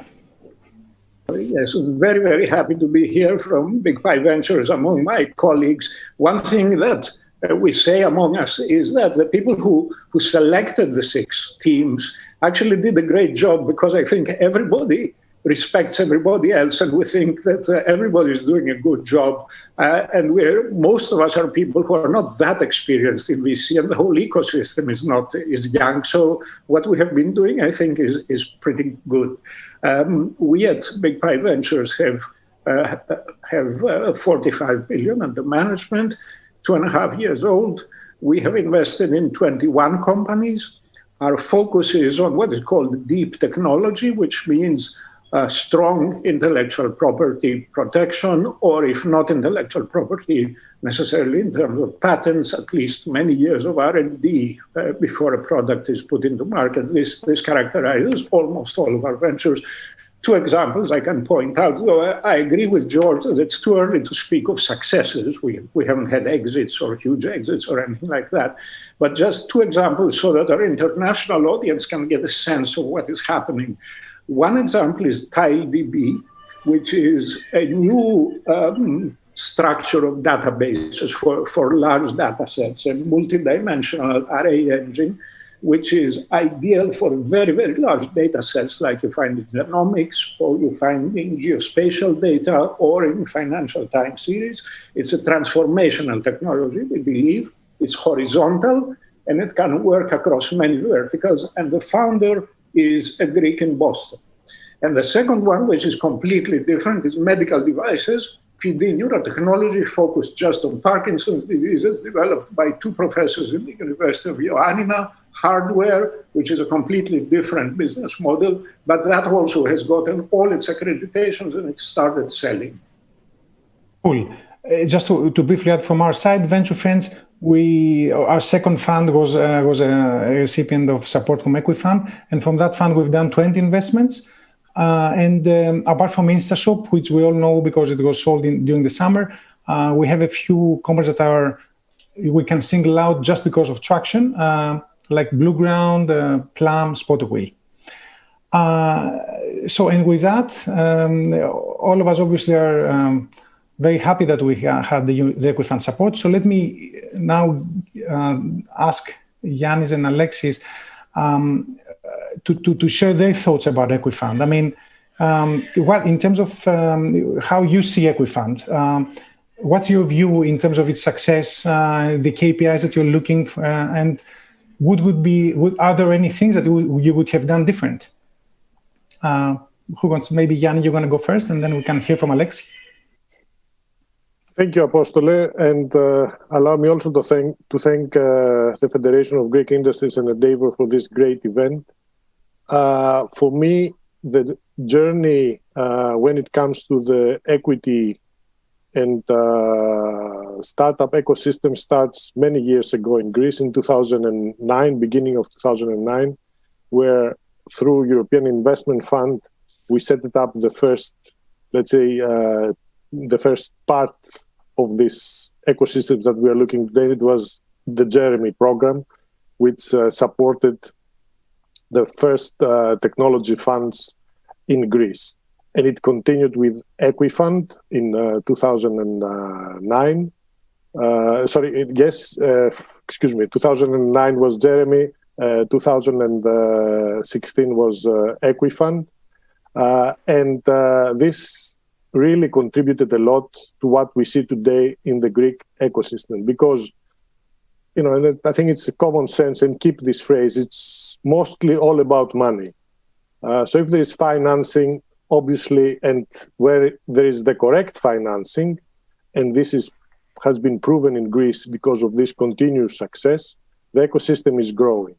For me, Equifund, which currently is progressing very satisfactory, I think more than 150 million euro has been invested in around 120 companies, for me is already a success. And when I say for me, as a policymaker, Equifund and Jeremy have achieved their goals and objectives, was for fund managers to be set up, private funds to be raised, and investments to be done.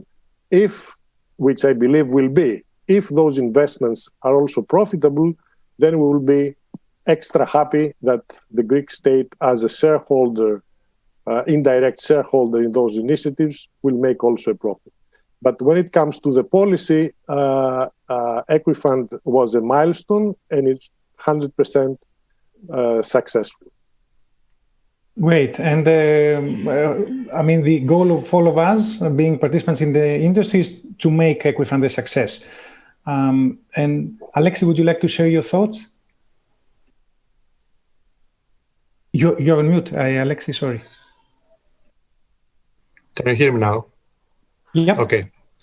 Thank you. Thank you very much, Apostolos. Thank you for the invitation. I think it's very important that despite COVID, or even better because of COVID, that we engage into meaningful discussions about the economy. So I will try to just in 2 minutes to give you an insight on the logic behind Equifund. In 2016, as Yannis just said, we took a strategic decision in the Ministry of Economy and Development in terms of the optimum way to utilize the available fund in both national and European. It was our belief that the economy of knowledge should be at the core of this plan, and this means gradually shifting our production towards projects and services of high added value and full capitalization of the highly skilled workforce, and especially young graduates. So we therefore decided to engage together with our partners like European Investment Fund in the development of new financial instruments through the utilization of European structural funds. And in terms of the structure, we focused on equity funding. That's what the market needed. That's what we anticipated as the best way forward. And so we use this kind of tools in order to focus in incorporating research and innovation into the business environment. And that's how we created Equifund. And actually, that was not the only such program. We had other programs that proved very successful that continue till today, like Ερευνώ, Δημιουργώ, Καινοτομώ, which was an ESPA program that served the same more or less objectives. But let me say that I think that VCs are the right instruments to support such endeavors. But in Greece, there had been some attempts in the past, but we were lacking a substantial ecosystem in this respect. I think that's what Equifund managed to do, to provide the basis for such an ecosystem. We knew from market research that there was demand for equity funding in the Greek market, but also, and even more importantly, I would say, we expected that new reliable private funds would be created to invest in such schemes. And to be perfectly honest with you, when we created Equifund, we received a lot of criticism that we invested too much public money in just one single program. But I think that the outcome proves that we were right. Yannis just said, and I agree with him, that it has proved that to be a very successful tool. And actually, my view, and this is the feedback I've received from counterparts in other countries as well, is that now Equifund has created a new benchmark of good practice, not just in Greece, but on European level as well. So I think that's very important for our country and for our ecosystem in general. It's not just about one tool being successful, but it's just it's a good advertisement for the whole economy as well, having such successful attempts, endeavors. Exactly, and actually having you both here is a testament. It's a very positive thing, and it's important to keep in mind in the future, like how people from different political parties can find alignment around initiatives that are clearly benefiting the country. And we certainly thank you for that. So going back to the VCs on the panel, I wanted to ask, based on your experience, are there any specific sectors that you believe the Greek tech ecosystem, the Greek innovation ecosystem has a competitive advantage? Are there specific sectors which should attract more investment? Let me start by asking Myrto, and then Aristos can also, and Katerina can also share their opinion about that. Right. Thank you for the question, Apostole. So I think what's important to notice is that the last 3 years since the Eco Fund started, we've seen a significant shift in terms of the companies that are being invested in. So out of our joint portfolio, I would say about 2/3 in terms of the companies that we've invested in, and over 80% of the capital that has been invested has been in B2B models and deep tech companies. So I think that's a clear trend. And I think in my mind, this proves that the country can produce technology companies that can productize and can commercialize. So I think that's something that's coming up as a trend. I think that it's also important to say that you're discussing models which are global from day one very oftenly. So that's something that the country is doing quite well, I think. So creating companies that can sell to the world from their inception. And if I had to say something on the sectors, my personal view is that the sectors are quite varied in terms of where the value is at the moment. I think naturally some companies that are very successful will create clusters around it. We've seen it in other countries, and we're seeing it in Greece as well with companies that have been successful in the past. But my sense is that things will diverge before they converge. So I see that a wide range of industries that has those characteristics, so deeper tech, ability to productize, ability to commercialize, and a kind of global business model will be more varied across sectors. Makes sense. Aristo, what's your take? The successes we have seen up to now have been mostly, not all of them, but mostly B2C models, InstaShop and Blue Ground is when success and so on. I'm mentioning two that you like, Apostole. All of them, I would say all of the successes measured either by exits or by large valuations have been digital, with one recent exception though, which is Advent Technologies, which is in fuel cells, which listed in NASDAQ last month via SPAC. So we don't have just digital as successes. However, we have not yet created clusters around one thing, like Myrto has said. This is going to happen perhaps in the future. For me, the field that I think where we have a distinct comparative advantage, and we have not yet realized the potential, is biomedical. Not drug discovery or drug development, which it's a different type of animal, but everything else in the biomedical sector, medical devices, diagnostic kits, digital health services, bioinformatics, all that. And the reason why I see that, first of all, in our portfolio, without actually hunting very, very deeply into the healthcare sector, 1/3 of our portfolio is in that sector. I think the main reason why we are strong there, or potentially strong, is that this is a cross-disciplinary sector. It's not just software engineering. It requires chemists, it requires chemical engineers, mechanical engineers, etc., and doctors, of course. And in Greece, we have a lot of people who are highly qualified in those sectors who can't get a good job unless they get a job in a startup. And we have seen this in our startups. It has been very easy for them to bring Greeks back from Sweden or from Switzerland with PhDs in biochemistry and so on. And the other thing that I want to say on this sector is, because I also have a hat in ESETEC, the Policy Advisory Council for Research and Technology, we are starting a long list of evaluations of research centers in Greece. And we are already seeing that it seems that the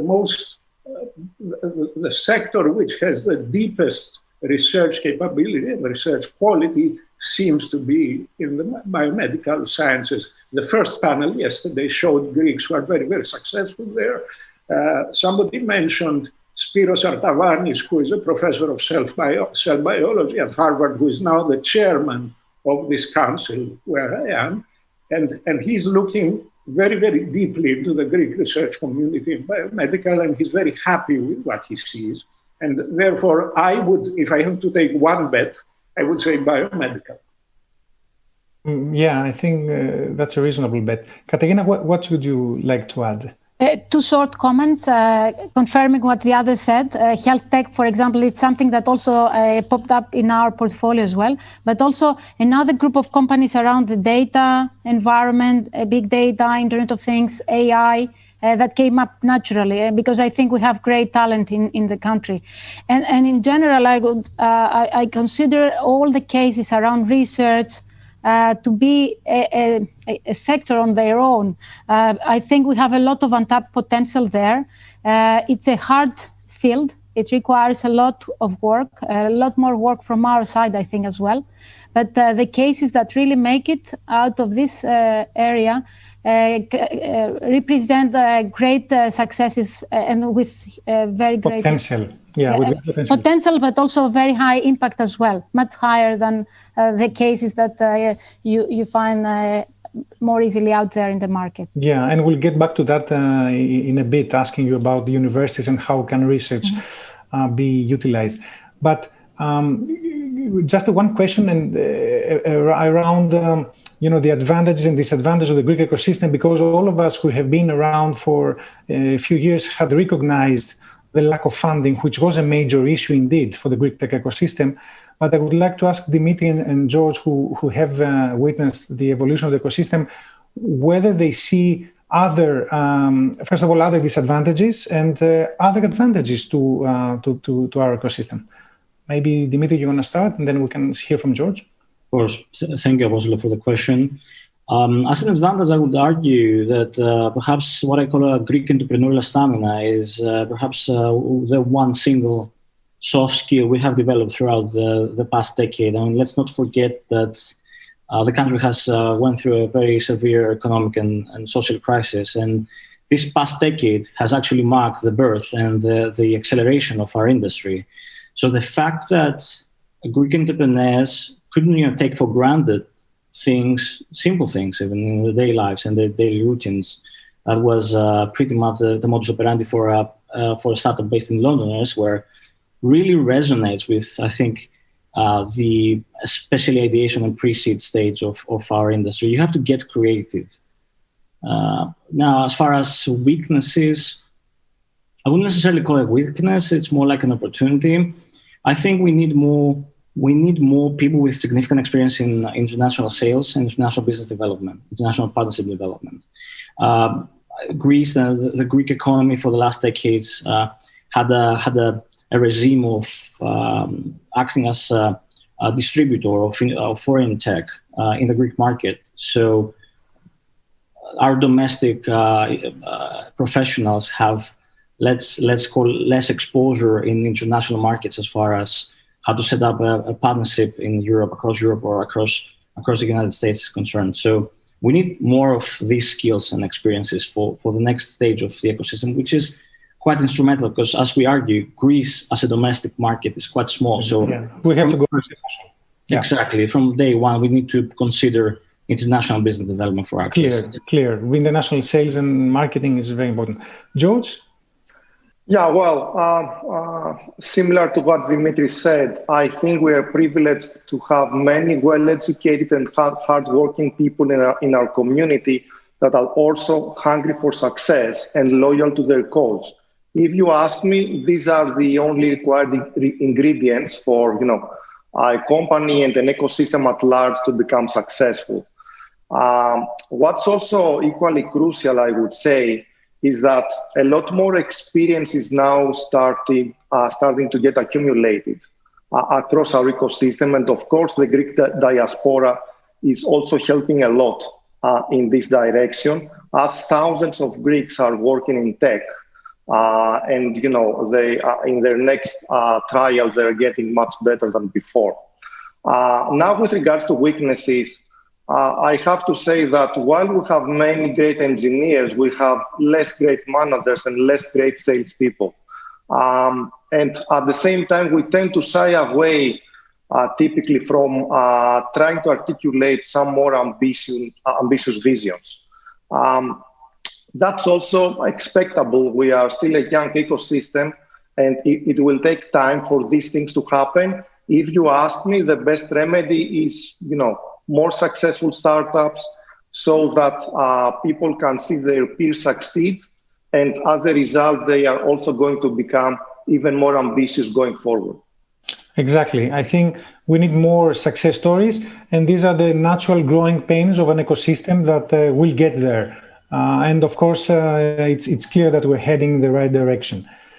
I want to briefly come back to what Katerina touched upon previously, which is the fact that we have Greek universities that we haven't seen, even though we hear about great researchers and about people like devoting their time and energy on that space. Sadly, we haven't seen strong innovation coming out, or at least becoming commercial, getting commercialized. And I would like to ask, since Katerina from Unifund, they're very close with the universities, and also maybe Christos and possibly Yannis for a brief opinion on the topic. Thank you, Apostole. I wanted to share a very short case. 5 years ago, I was attending a team from Tel Aviv University, which is a top university globally, what they have there. And they had entrepreneurship courses across all departments, incubators, acceleration programs in the university, a very organized technology transfer office, several funds next to all this ecosystem. And honestly, when I looked at it, I said, oh, we have to be there in 20 years. That's what I thought. And I'm really enthusiastic. I'm really excited, actually, to see that we are almost there only 5 years afterwards. And I think this is a great message, seeing also how the Greek government supporting all that, the ministries collaborating with each other, the Ministry of Development, Ministry of Education, putting a lot of effort. SETEC as well, but I think I really see this happening now, very much more positive momentum and structures organized around universities. So I'm optimistic as a person, but these things make me feel much more optimistic of what to follow. All of us. Aisa, do you share the same optimism? I'm not as optimistic as Katerina in the short term. I think we need a big effort to make this happen. And actually, Katerina, I should say, who is working in a special council by SETEC on technology transfer, is doing a great job now on this. Our experience as a fund is we did go to a lot of research centers in universities and try to find teams that were interested. First of all, the majority of researchers and professors are just not interested.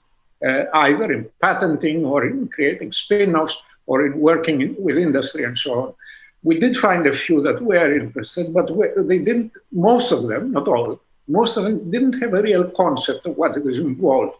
They didn't understand that from the moment you have a very, very good result in the lab to the point where you have an actual product, it's a very hard process that they don't really know how to do.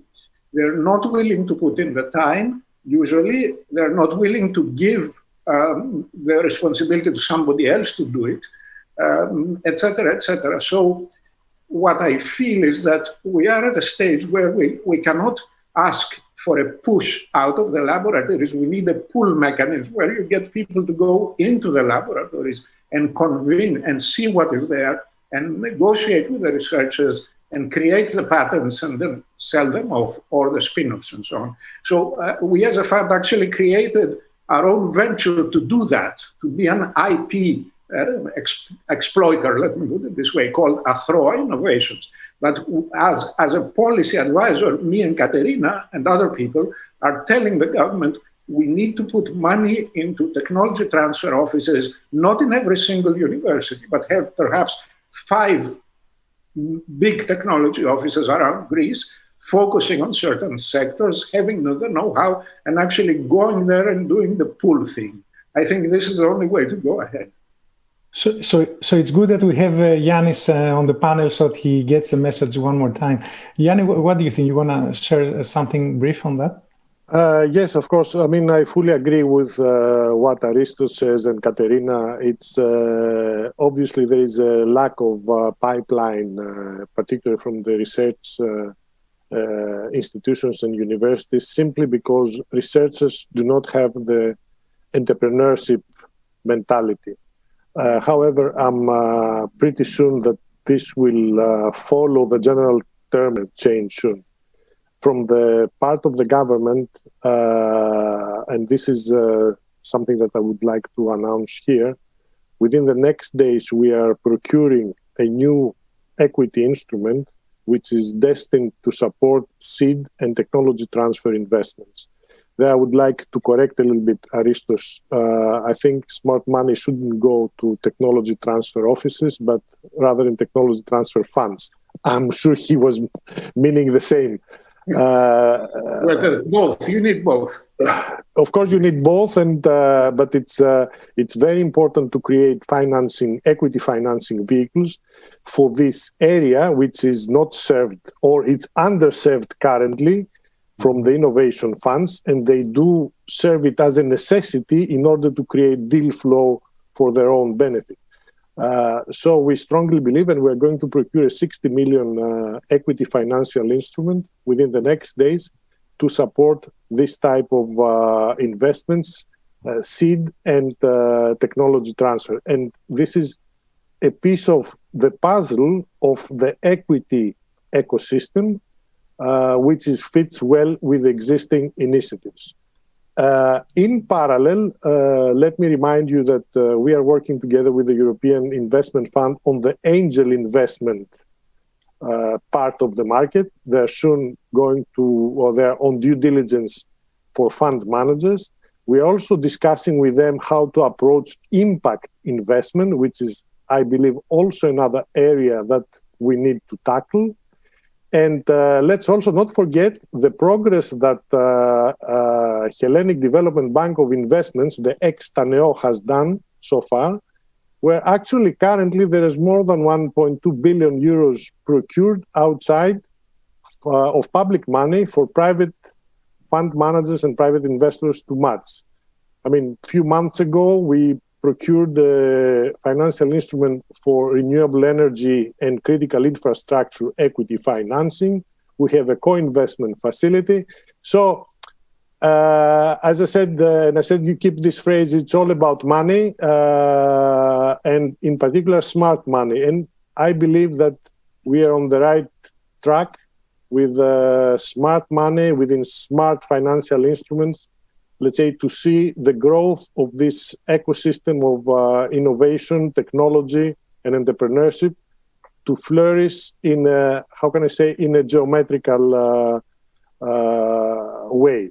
Yeah. Personally, I'm coming from this area. I was working on private equity and venture capital for many years. It's in my heart, and I'm strongly committed that as long as I'm here or I'm somewhere that I can help the Greek ecosystem, I will be around and provide as help as possible I can do. Great. And actually this, I mean, you already answered, you shared some great initiatives about the VC ecosystem. And I wanted to also give to Alexi the opportunity to discuss his thoughts about the VC ecosystem. Alexi, would you like to share what are your thoughts and your plans for the VC ecosystem? Yes, Apostolos, very, very briefly. I always try to see the glass, let's say, half full. So I think that at the moment we finally have an active ecosystem that benefits many innovative businesses. We have all, let's better say, we are in the process of having successful exits. We have important M&As, etc. So the system is working, is progressing, let's say. It is important to continue this recycling process for the public funding that has been reserved for equity-funded other VC projects. So I would expect that in the near future, we will see the same perseverance, the same reliability, the same credibility that we demonstrated when we created those instruments a few years ago. As long as the state has a return from these instruments, it can reinvest and leverage significant private funding in this process. And of course, as the ecosystem strengthens even further, we can have more private funding, increased participation of private funding in this scheme. So the available recycling or new public funding should be used, in my view, in higher risk projects with more added value. So my view is that the strategy for a new generation of financial instruments should be even more targeted than the previous generation of FIs, and promote even more cutting-edge technological business ideas, especially in the areas of green transition and what we call the fourth industrial revolution. But having said that, I will sort of contradict myself now, because to be perfectly honest with you, I don't believe so much in this sectoral discussion. I think it's all about the projects, and that's from my experience. It's about we have excellent people in many, let's say, different areas.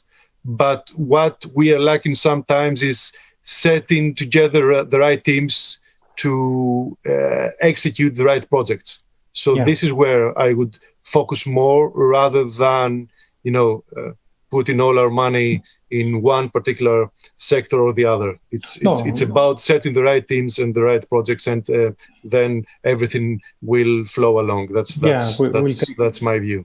It will take its course, and that's what has happened actually. Exactly. Up to now, we have all invested in very different things. By the way, point taken for all of us in the panel. We have to keep our sleeves rolled up and continue so that we deliver returns so that the public reinvests. Final question, which is a very important one, is what do you believe could help the Greek tech ecosystem grow and reach its full potential? And I would like to hear from George, who has been involved for many years in the Greek tech ecosystem, and then Myrto and Dimitris.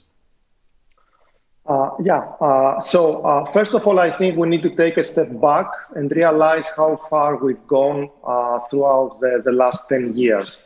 This is a significant development and also achievement, I would say, because it's not anymore about if this ecosystem, this industry is going to grow, but the question of when, how fast, how big, etc., etc. And this is something to celebrate. If you ask me, I would like to be a bit more practical here. I would say that as an industry and as practitioners in the space, we might need to stop worrying that much about what the government does or will do, and switch back to focus on the practical day-to-day company building, how we land the next customer, how we build a great team, how we build fantastic products that are going to be leading their respective industries.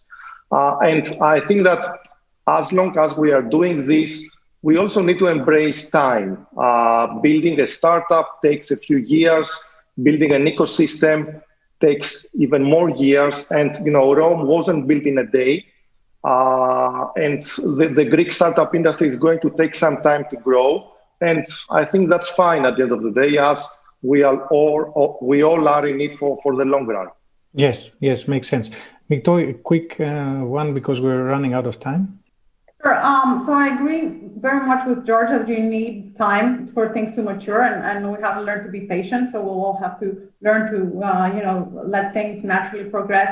If I had to add two things, there would be, first of all, the way we learn is by doing. So I think we need to have more transactions, more initial investment, more follow-ons, more exits. And every time we do a transaction, it becomes easier. It becomes easier to co-invest with international funds. It becomes easier to convince companies to acquire a Greek company. And this has a multiplier effect, I think, for everyone involved. So for the founders involved, for the VCs and investors involved, for the angels, and even for professional services like lawyers, IP lawyers, accountants, technicians, etc. So we need more of that and then kind of leading by doing. The second thing is, I think it makes an amazing change when people become vested and invested in the ecosystem, especially people who have done it before. So we've been fortunate enough to co-invest with some of the entrepreneurs that have exited both in Greece and abroad. And I think this is a vote of confidence and as a way to supercharging, let's say, this natural kind of progression of the system is very, very strong. There are people who have done it before. It increases the ambitions of the entrepreneurs. It gives them practical advice, and it actually shows that people are willing to invest back in the country. So I think this is very, very important. Yeah, indeed. Not to reach 10x, let's say. Yeah. Dimitri? I think really quickly, I think I will echo many of the speakers, including Minister Tsakis and former Minister Haritsis, by saying that we need positive news successes. Let's not forget that the upcoming Angel Fund is actually reflows from the Jeremy program, which is really important. It shows, this is what an ecosystem really is. At the same time, more exits will produce and increase the confidence of private investors, right? This is the fuel of our funds, private investments in the form of LPs who will increase their participation in our next funds and will increase the participation and the firepower of our industry as a whole. At the same time, success means more people with experiences, with money as angels, so they can ignite and support a new breed of entrepreneurs. And this is a wonderful circle to be in. Exactly, totally agree. And we've seen this already happening, like people who had their exits reinvesting in the ecosystem, and this is great. Fantastic. I think it was great having you all here and sharing your opinions. Thank you very much. And I'm certain we have a great trajectory to continue on. Thank you, Apostolos. Thank you, Apostolos. Thank you.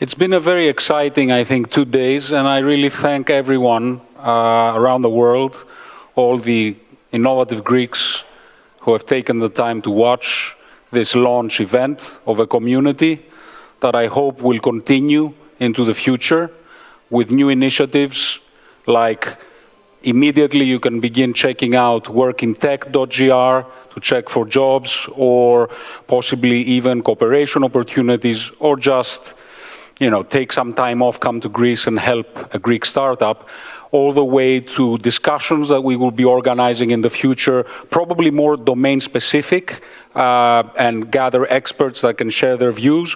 We will have a lot more networking events where people can meet each other.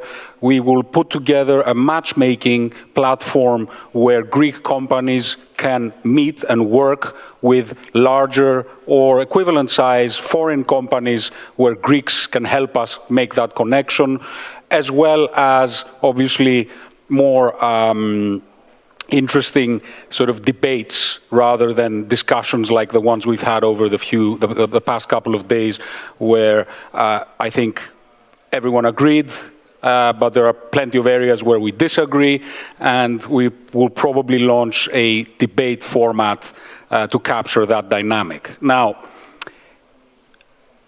where are we today? And how far can we go? I think everybody is wondering. The reality is that when I started 20 years ago upstream with Alex Vratskidis, essentially it was a very lonely place. Tech in Greece literally didn't exist, apart from very few companies. And 20 years later, we have been making steps where we have an ecosystem now that is worth about 4 billion in my calculations in terms of market cap, and it employs approximately just over 5,000 people. Now, it started with exits or capital raises in the single digit or double digit in millions, like, for example, Innoetics, BugSense, Beat, eFood, and they were the first. Then we started moving to triple-digit exits or capital raises with Upstreams, Automotive, InstaShop, Blueground, NetData, Workable, Omilia, Epignosis, Viva, and Scrooge. And I believe that's the full list. But we haven't really yet, as Christos Trifonas correctly said, seen that breakthrough to unicorns or high triple-digit exits or capital raises. And I think whilst we have to recognize that a lot of progress has been made, a useful reminder of where we can get to is just look at what the Greeks abroad have achieved. Granted, in far more developed ecosystems, granted, they have the full support of these ecosystems and the financing, but companies founded by Greeks or people of Greek descent are worth 40 billion. And I'm not, of course, counting life sciences, because if I were to add just Biogen and Regeneron that we had participating in our panels yesterday, they alone are something like 90 billion.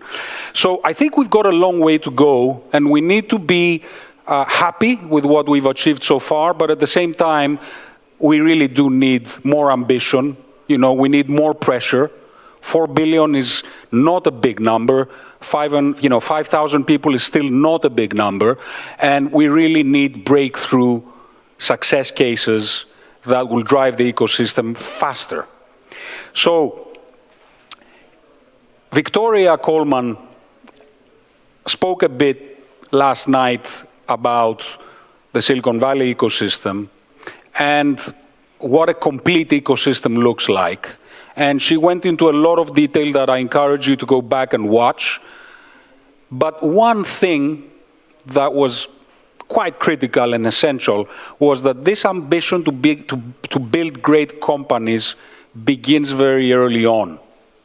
From the universities, all the way to research labs, all the way to then setting up your first company, and then potentially succeeding and selling your first company, but then just keep going. People like Christos Trifonas, again, who've done this 5 times, again and again and again.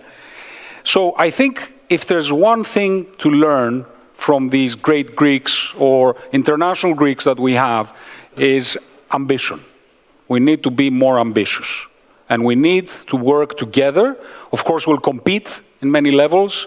There's no problem with that at all, as long as we are respectful and recognize that there are some areas in which we will be competing, but fundamentally, we can all sit in the same table, have discussions like the one you saw just before, and conclude on what we're missing. Now, innovative Greeks around the world can certainly help us get there faster. And I'll close by just saying that this has been a fantastic first meeting. I think it provided inspiration. I think it provided useful information. It provided a benchmark as to where we are, but we don't yet have a clear view as to where we can get to. And this is quite vital if we want to set out a course for the next 5 years. So expect more from this forum, from this community, and I encourage everyone to be as active as you possibly can, and I can guarantee you'll be hearing from us very soon. Till then, goodbye, good night, good afternoon for those of you in the States, and Godspeed.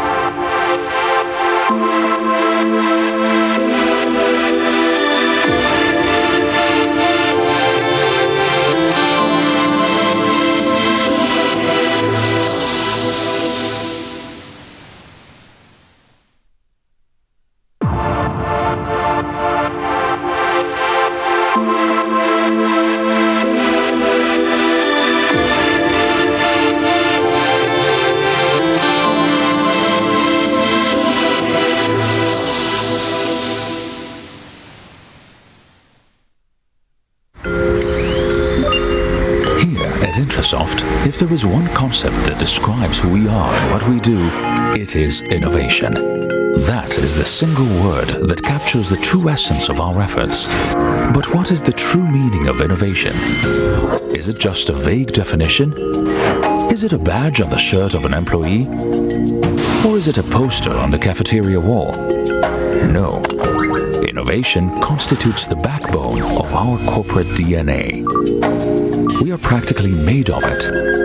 We live by it. We breathe it. And it can be easily summed up in two simple words: question everything. One solution against another. One idea against another. The better for the good. The best for the better. Nothing less, nothing more. It is our team of creative thinkers that gets us there. People who know that in order to agree, they must first see things differently. The 1,700 IT professionals of 20 different nationalities across the Intrasoft group are the people behind all the innovative breakthrough technology products and services we deliver across 70 countries. From our cutting-edge e-customs technologies to digital analytics solutions, our people know well that innovation, first and foremost, is an exercise for daring hearts and brains. A leap out of one's comfort zone. Innovative minds are the reason we grow strong for the last 20 years. Because innovation is not written, it is coded into our DNA.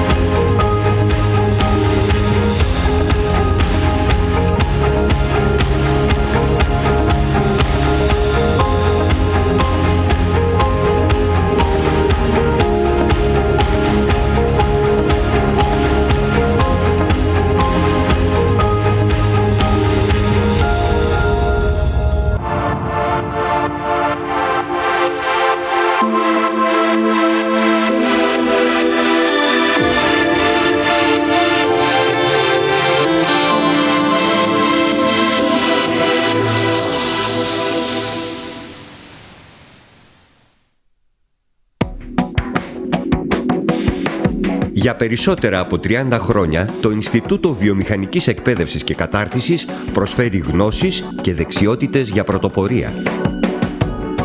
Με προγράμματα προσαρμοσμένα στις ανάγκες των συνεργατών μας, εκπαιδευόμενων και επιχειρήσεων. Προγράμματα που ενσωματώνουν την καινοτομία και εξωστρέφεια, που αναδεικνύουν δεξιότητες, συνδέουν τη γνώση με την αγορά εργασίας, προετοιμάζουν για τις εξελίξεις.